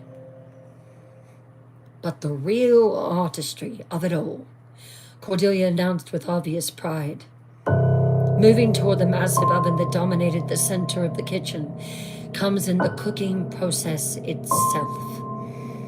Yes, my little mice, temperature control, timing, the proper use of herbs and spices to enhance natural flavors. This is where true expertise separates the amateur from the master. The oven was a masterpiece of medieval engineering, built from stones that had been fitted together with such precision that no heat could escape through the joints. Its mouth was large enough to accommodate substantial roast, and its interior glowed with the kind of heat that could reduce bone to ash in a matter of hours. This was clearly where the final act of Cordelia's cannibalistic process took place, where children were transformed to living beings into elaborate meals. The key, she explained with the enthusiasm of a professor delivering a lecture to eager students, is maintaining the proper temperature throughout the cooking process. Too hot and the exterior burns, while the interior remains raw. Too cool and the meat becomes tough and loses its essential tenderness. She moved closer to the oven's mouth, bending forward to adjust the dampers that controlled airflow and temperature. Her position placed her directly in front of the opening, with her back to the children, and her attention focused entirely on the technical aspects of her demonstration. It was the moment they had been waiting for, the perfect convergence of opportunity and positioning that they had been maneuvering toward since the demonstration began. Hansel and Gretel exchanged a look that contained volumes of silent communication, confirming their timing, their coordination, their absolute commitment to what they were about to do. They moved with the synchronized precision of people who had spent years learning to operate as a single unit, who had survived abandonment and betrayal by developing an almost telepathic understanding of each other's thoughts and intentions. There was no hesitation, no last-second doubt, no mercy for someone who had casually planned their torture and consumption. Hansel grabbed one of the heavy iron pokers that stood beside the oven, its weight perfect for use as a club. Gretel seized a massive copper pot, its bottom thick enough to serve as both shield and weapon. Together they moved toward their unsuspecting captor with the silent efficiency of born predators, finally claiming their prey. You see how the flames dance, children? Cordelia was saying, her voice carrying the dreamy quality of someone lost in contemplation of their life's work. How they create these beautiful patterns of heat distribution that ensure even cooking throughout the poker caught her across the back of the skull with a sound like a melon being chopped onto stone. She pitched forward, her cry of surprise and pain echoing in the vast kitchen as her body slammed into the edge of the oven's mouth. But the blow, while devastating, had not been immediately fatal, and she turned toward her attackers with blood streaming down her face and eyes that blazed with inhuman fury. You little beast, she snarled, and her voice carried harmonics that no human throat should have been able to produce. You ungrateful, treacherous little mice. Do you have any idea what I've done for you? How much time and effort I've invested in your preparation? As she spoke, her appearance began to change in ways that went beyond the blood that matted her white hair and streamed down her porcelain skin. Her teeth, which had always been too numerous and too sharp, now extended into fangs that gleamed like polished bone. Her fingers stretched and elongated, terminating in claws that could rend flesh from bone with a single swipe. Her chocolate dark eyes now swirled with something that moved and writhed like living smoke. I am older than your village, older than your grandparents' grandparents, she continued, her voice rising to a shriek that made the very walls of the candy house tremble. I have been feeding on children since before your people learned to walk. You cannot kill me. You cannot destroy something that has survived for centuries. But Hansel and Gretel did not flinch from this revelation of their captor's true nature. They had suspected from the beginning that they were dealing with something more than human, and the confirmation only strengthened their resolve. They had been betrayed by their own parents, had survived abandonment in a forest full of monsters, had learned that the world contained horrors beyond imagination. One more monster, no matter how ancient or powerful, was simply another obstacle to overcome. You're right, Gretel said calmly, raising the copper pot with hands that did not tremble despite the adrenaline coursing through her veins. You're probably older and stronger than we are. You've probably unalived hundreds of children over the centuries. But you made one critical mistake, Auntie Cordelia, Hansel added, moving to flank their wounded enemy with the practiced ease of someone who had learned warfare through necessity rather than choice. You assumed that we were still the same helpless children who get lost in forest and trust adults who offer them candy. They both said in unison, we're not those children anymore. Their voices carried a harmony that spoke of minds so perfectly synchronized that they become something greater than the sum of their parts. We're something you've never encountered before. We've children who've learned to be more dangerous than the things that hunt them. Cordelia lunged at them with inhuman speed, her claws extended, and her fanged mouth open in a snarl of pure predatory fury. But the children had been expecting this, had planned for exactly this moment of desperate violence. They separated instantly, forcing her to choose between targets, while ensuring that one of them would always be in position to attack while she was focused on the other. The copper pot caught her across the temple as she turned toward Hansel, the impact producing a sound like a bell being struck with a hammer. The poker swept her legs out from under her as she staggered from the blow, sending her crashing to the floor in a tangle of limbs and rage and flowing blood. But still she fought, rolling away from their attacks with the fluid grace of something that was no longer entirely bound by human limitations. Her claws raked across the stone floor, leaving gouges in surfaces that should have been too hard to mark. Her voice rose in inhuman howls that seemed to shake the very foundations of the house. I will tear you apart, she shrieked, blood frothing at the corners of her mouth. I will eat you alive, piece by piece, while you watch. I will make your deaths last for days, for weeks. You will beg me to end your suffering. But even as she made these threats, even as she fought with the desperate strength of something that had never before faced genuine opposition, Hansel and Gretel continued their assault with methodical precision. They had learned patience through months of starvation, had developed coordination through years of depending on each other for survival, had been forged into weapons through betrayals that would have broken weaker souls. The poker and the pot struck again and again and again and again, each blow calculated for maximum effect, each impact driving their enemy closer to the oven's mouth, where the flames danced with eager hunger. They gave her no opportunity to recover, no chance to mount an effective counterattack, no mercy for someone who had planned to consume them with such casual cruelty. When the final blow came, it was almost anticlimactic. Cordelia, weakened by blood loss and disoriented by repeated impacts to her skull, stumbled backwards toward the oven she had been so eager to demonstrate.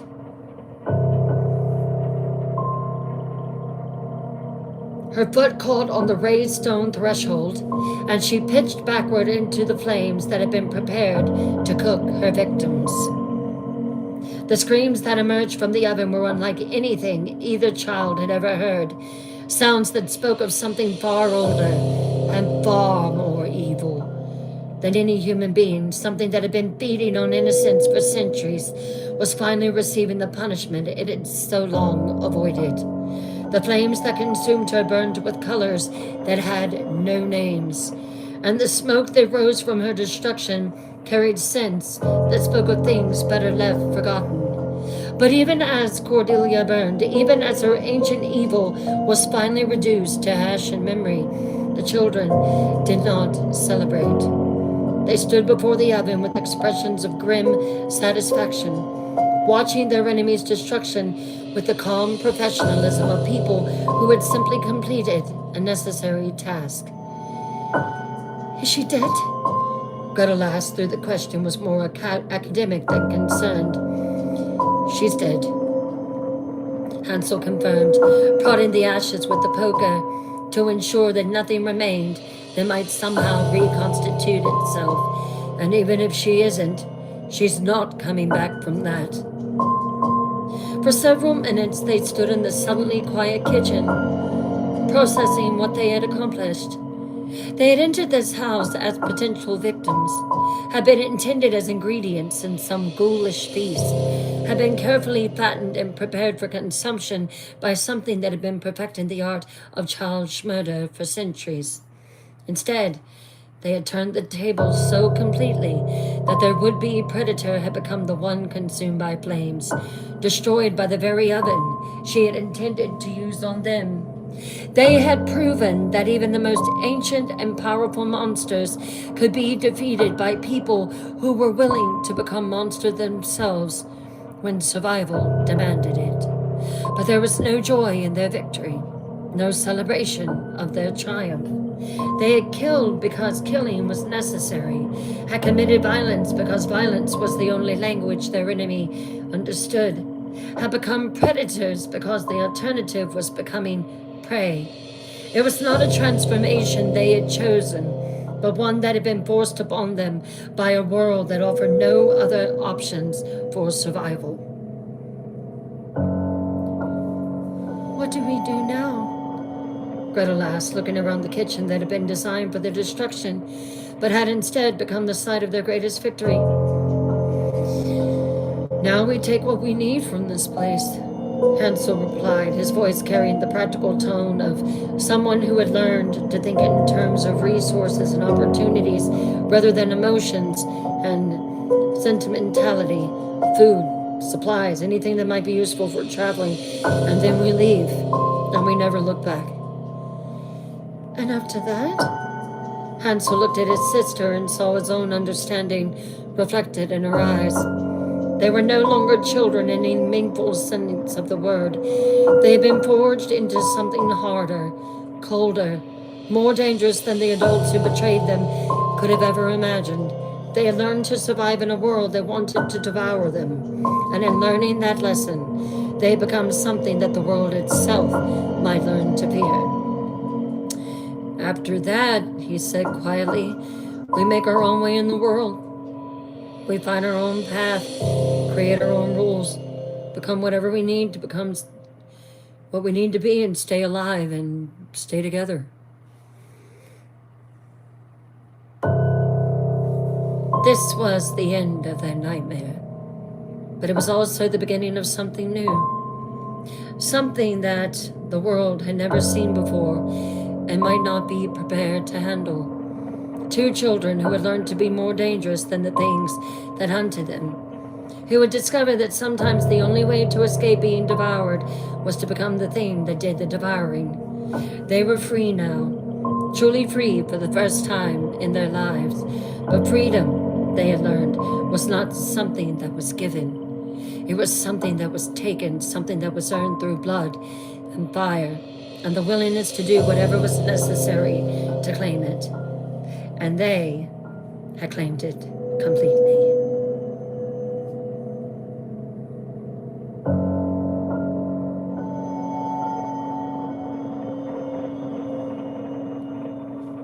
And that is the dark storytelling of Hansel and Gretel.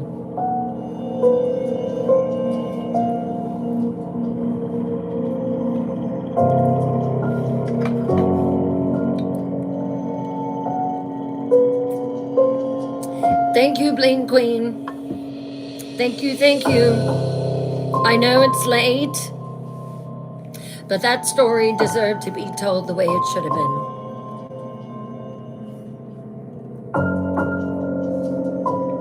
So glad, Palm. Good night, Kim. Thank you, Ruby. You listened with the lights off? Oh, wow. I know, Lulu. Oh, my goodness. I'm exhausted. Good night, Sandra. Good night, Shirley.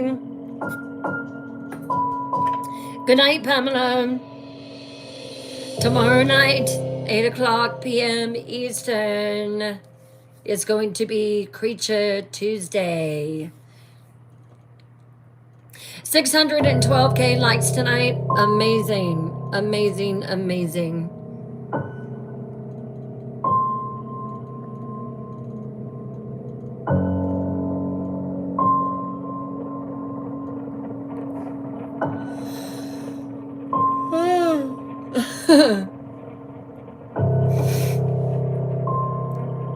So glad that you liked it.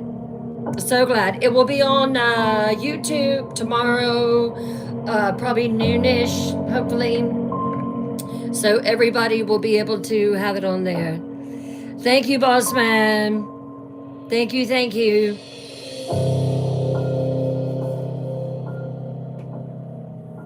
You are most welcome, Mia. Welcome, Jackie O'Connell. I am going to bed, Lulu. I am going to bed. Well, I gotta eat. I've gotta eat something, and then I'm gonna go to bed. But I love you all.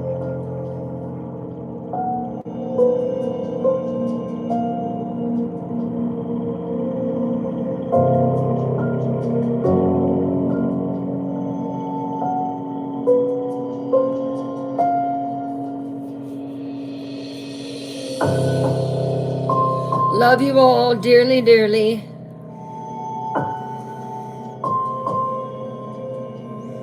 Good night, everyone. Good night, Julie. Good night, Kimmy. So glad. Glad that y'all enjoyed it. All right, everyone. I love you all. I'll see you tomorrow.